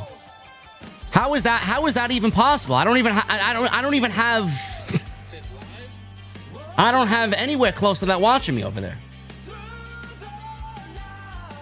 I'm all new to this, bro. I don't know. Yeah, bro. We're 5,800 strong on X right now. That's crazy. That's crazy. That's amazing. I don't know. Well, thank you guys, man. I appreciate it. We're going to get to your super chats in just a little bit. Thank you for a great stream tonight. Follow me on social media at JD from NY206, Twitter, Instagram, TikTok, and Cameo. Hit that subscribe button down below. Turn on the bell for notifications. Hit that thumbs up on YouTube.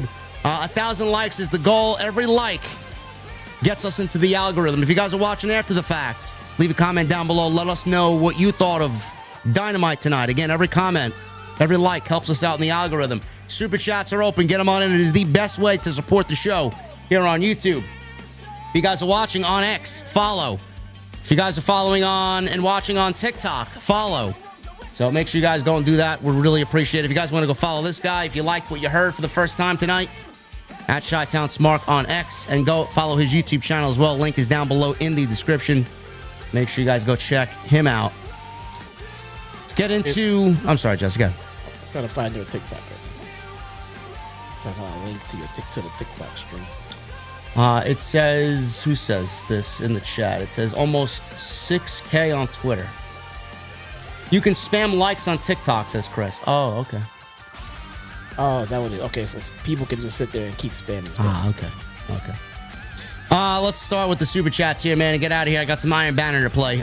Michael Krause with a $2 super chat. JD, Jesse, OTS, how are we doing today? Yeah, thank you, Michael. He also says, can AEW keep up the good shows tonight? That was at 5:30, Michael. It was okay. It wasn't the best. Last week was better. Yeah. 15K on TikTok. What? I can't find your stream. ABO, that's not right. That can't be correct. I don't know what I'm looking at. Joey Taylor with a $10 super chat. JD, Jesse, fun fact, where the Dynamite and Collision taping tonight at the Arizona Financial Theater is the same place where WWE's Hall of Fame in 2010 took place. Thank you, Joey. I did not know that. Oh, here you are. I see you live now. Okay. How many people we got watching over there? It appears that there are 22 live. That's it? Yeah. I thought TikTok was the place to be live. Fuck's everybody telling me stream on TikTok?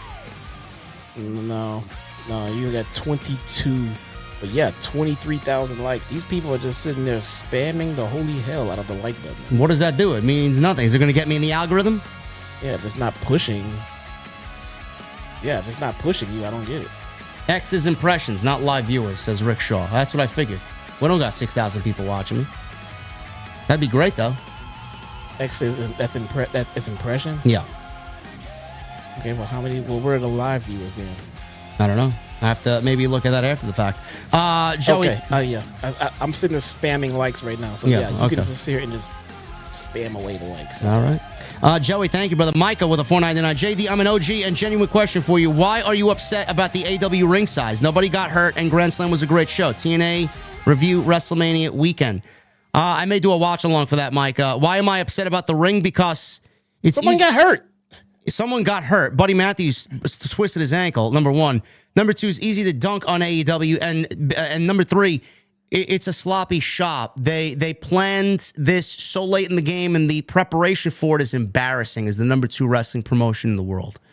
There were so many other options for them to go and do with 7 months of time in between the show announcement and then the show taking place. They failed every single one. Plus, they lied about the show being on pay-per-view. They lied to the fans and scammed the fans. And then this? Come on. They got everything that they deserved. Okay. What does this say right here on the screen? It says total views. It does not say impressions. Total views. That's 6,000 views right now for the stream on Twitter. That's on Twitter. So yeah, it does not say impressions. Okay. It says 6,000 viewers. It literally said, look at the bottom right there. It literally says 6K viewers. I don't know what it means. Kratos in the chat says it's 5,400 impressions on the live tweet, but over 6K watching right now. I don't believe that. 54K impressions sounds about right. Though impressions are much easier. Every time someone scrolls by it, that's an impression. Yeah. But live viewers is live viewers. We have 6,000 strong right now. That's crazy. I don't know. Thank you. So Thank you, guys, I guess. I have no fucking clue. This is all new to me, man. It's the first time I'm doing this. That's awesome. And you can spam likes on here, too. Michelle with a 2. If Darby don't beat Mox, then it has to be Paige. Absolutely. Darby, man, he might not even come back alive. We don't know. Still hoping for Darby to come back alive.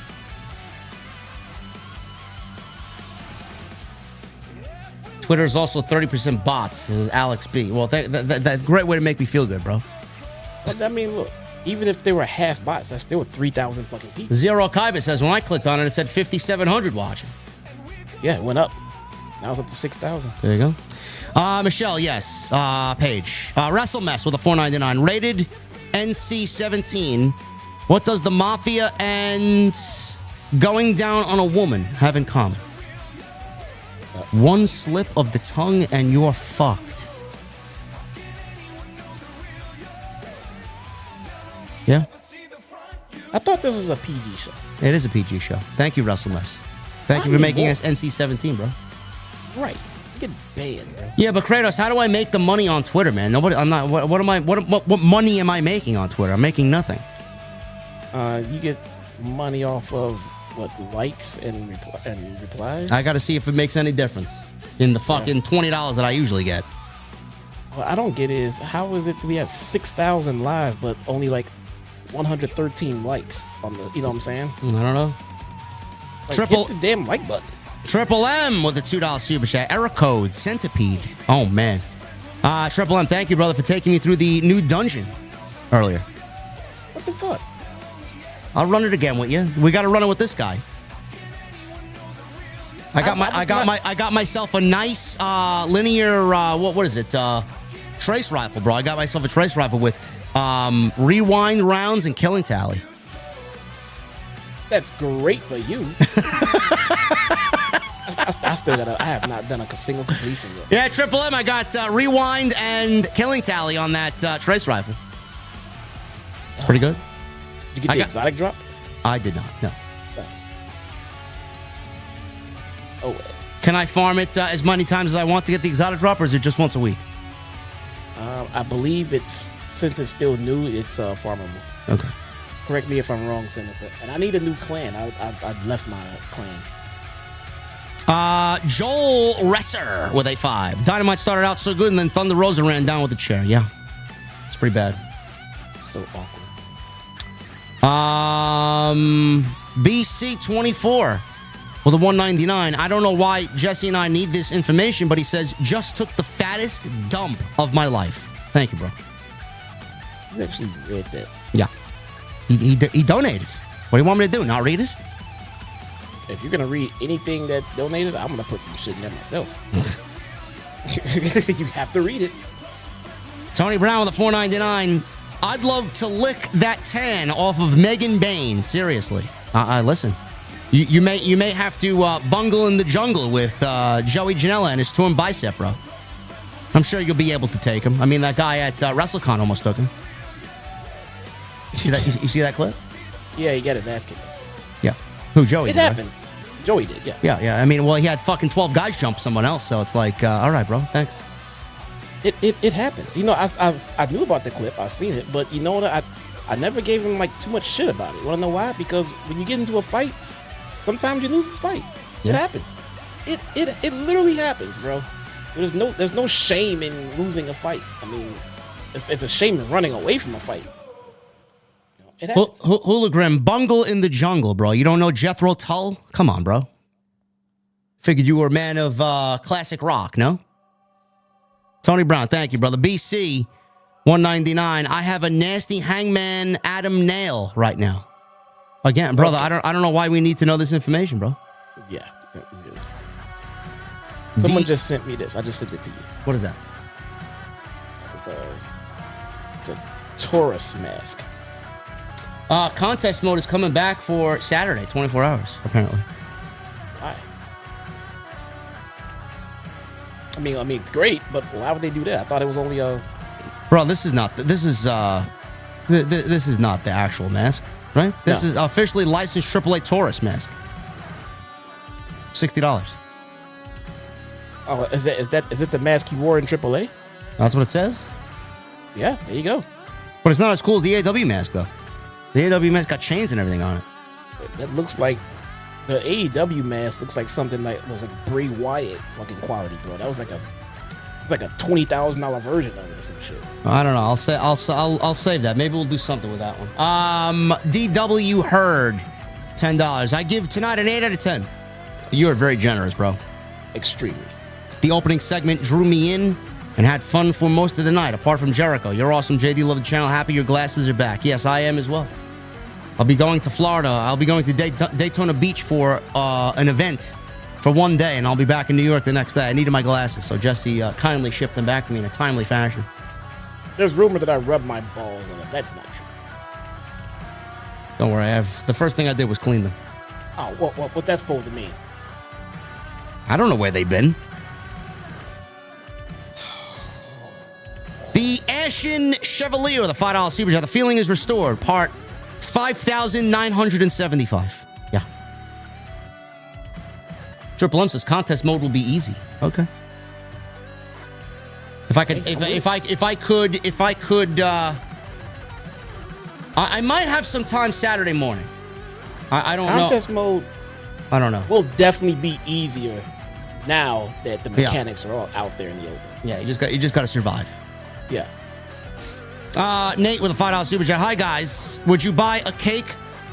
My favorite Miss Parker Belgian chocolate, Live Tiramisu, Vaquer, Black Forest, Lola, Red Velvet, Statlander mud cake. Bro, why are we describing women's assets with actual names of cakes here? Why? Nope. I'm not going there. Not touching that one. I love me some Stephanie though. Hooligrim. I would love to touch a lot of those cakes. Hooligrim, yes, the Dr. Death is very good. Actually, I need to buy another case. Ashen with a 5. A puppet is more over with the sickos than Monet because that's what they goon to instead of real women. Puppets? I could see that. Bro, someone created a Twitter account, clearly a burner account, for just to DM me saying, "You really a CM Punk hater." That's all he sent. That's all he sent. But if you go to his account, he just created the account this month. He has no posts at all. Nothing. Absolutely nothing. He literally created this account just to send me a DM about CM Punk. Chad, apparently if you spam the like button on TikTok, let's get us to at least 35 before we get out of here. Apparently Hologram says that's good for us in the algorithm. There you go. Thank you, Hologram. Who else we got here? We got Samuel Evans. Have you seen Death Rider's plain white t-shirt for $30? I have. It's an embarrassment. They have a plain white Death Riders t-shirt for sale? Plain white. Yep, that's it. There's no logo. There's a little in the bottom corner of the shirt. It says Death Riders. Wow. Go look it up. I refuse to. I may. Somebody you want to do a goal for that one, Chad? I could do that. I'll turn that one into the fucking washcloth for the Dark Horse. A puppet is moreover. Yes, Ashton, thank you. Samuel, thank you. Ashton says MJF right now is when in The Simpsons Homer got snake's hair and became a weird version of himself, minus the murder, of course.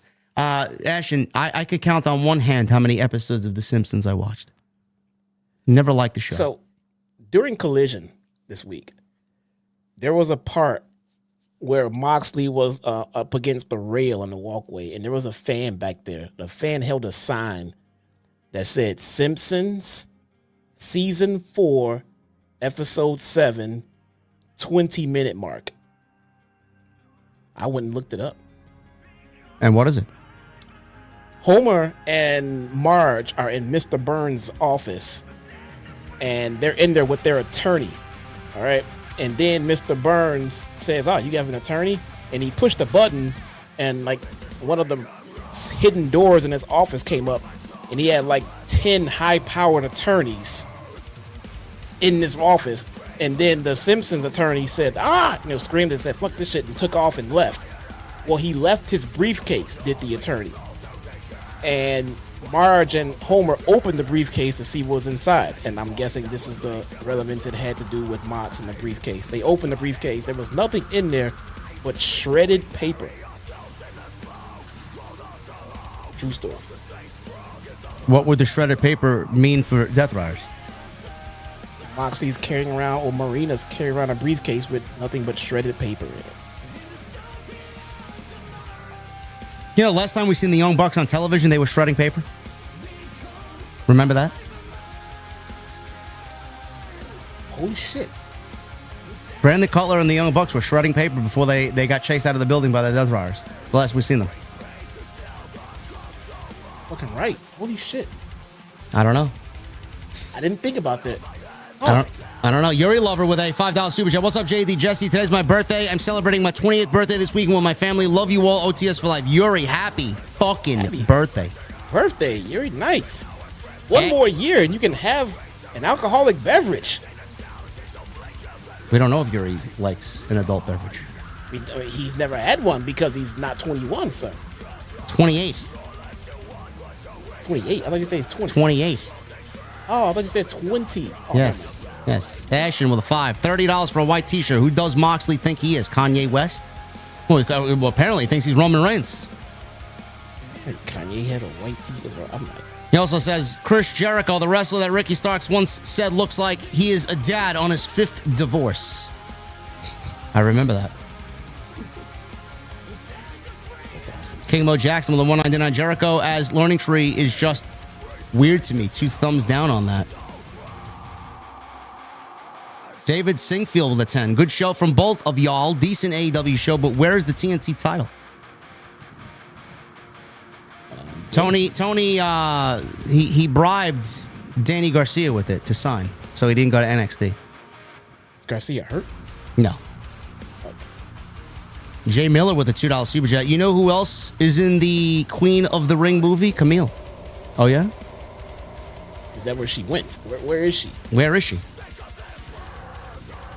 I think she took her storyline straight to heart. I mean, she left legit. She just walked out. Jay Miller with a 2. Thank you. Major with a 2. NXT is the second best weekly wrestling show. Raw is first. I would say at this point, by default, it probably is. Yeah. Yep.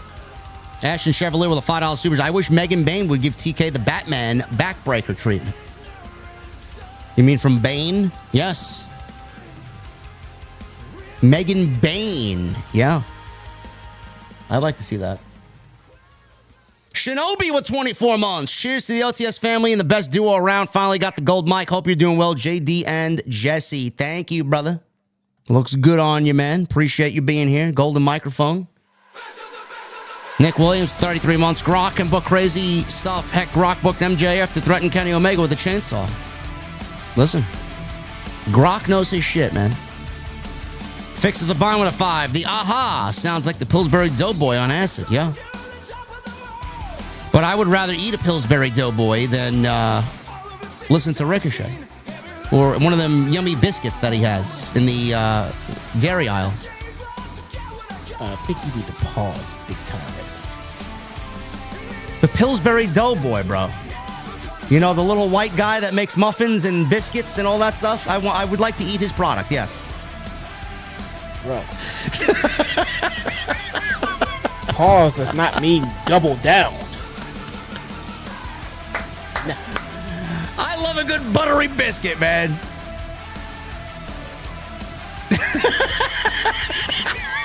Lord, yeah. You're the one who made it sound fucking stupid, man. Where's your mind at, man? I'm talking about fucking pastry. You're talking about something else. I'm just replying to what you said. You want to eat the Pillsbury Doughboy out. His products. I'm getting the fuck out of here. Blue Jay, great stream, Jesse, for your birthday. I loved it. Thank you guys very much, man. We're about to get out of here. Hopefully you enjoyed tonight's show, man. Thank you to everybody watching on TikTok, X, Twitch, and YouTube. Appreciate you guys very much, man. Follow me on social media. You guys know where to find me. Clearly, I was live streaming on all of them. Hit that subscribe button down below. Turn on the bell for all notifications. Make sure you go and check out all the content on the channel, on YouTube. Plenty of shit to get caught up on. The next time you see me live will be on Friday Night SmackDown. Same time, same channel. Friday Night SmackDown right here on Off the Script. I'll leave you with the best of the best of the best. I'll see you guys on Friday.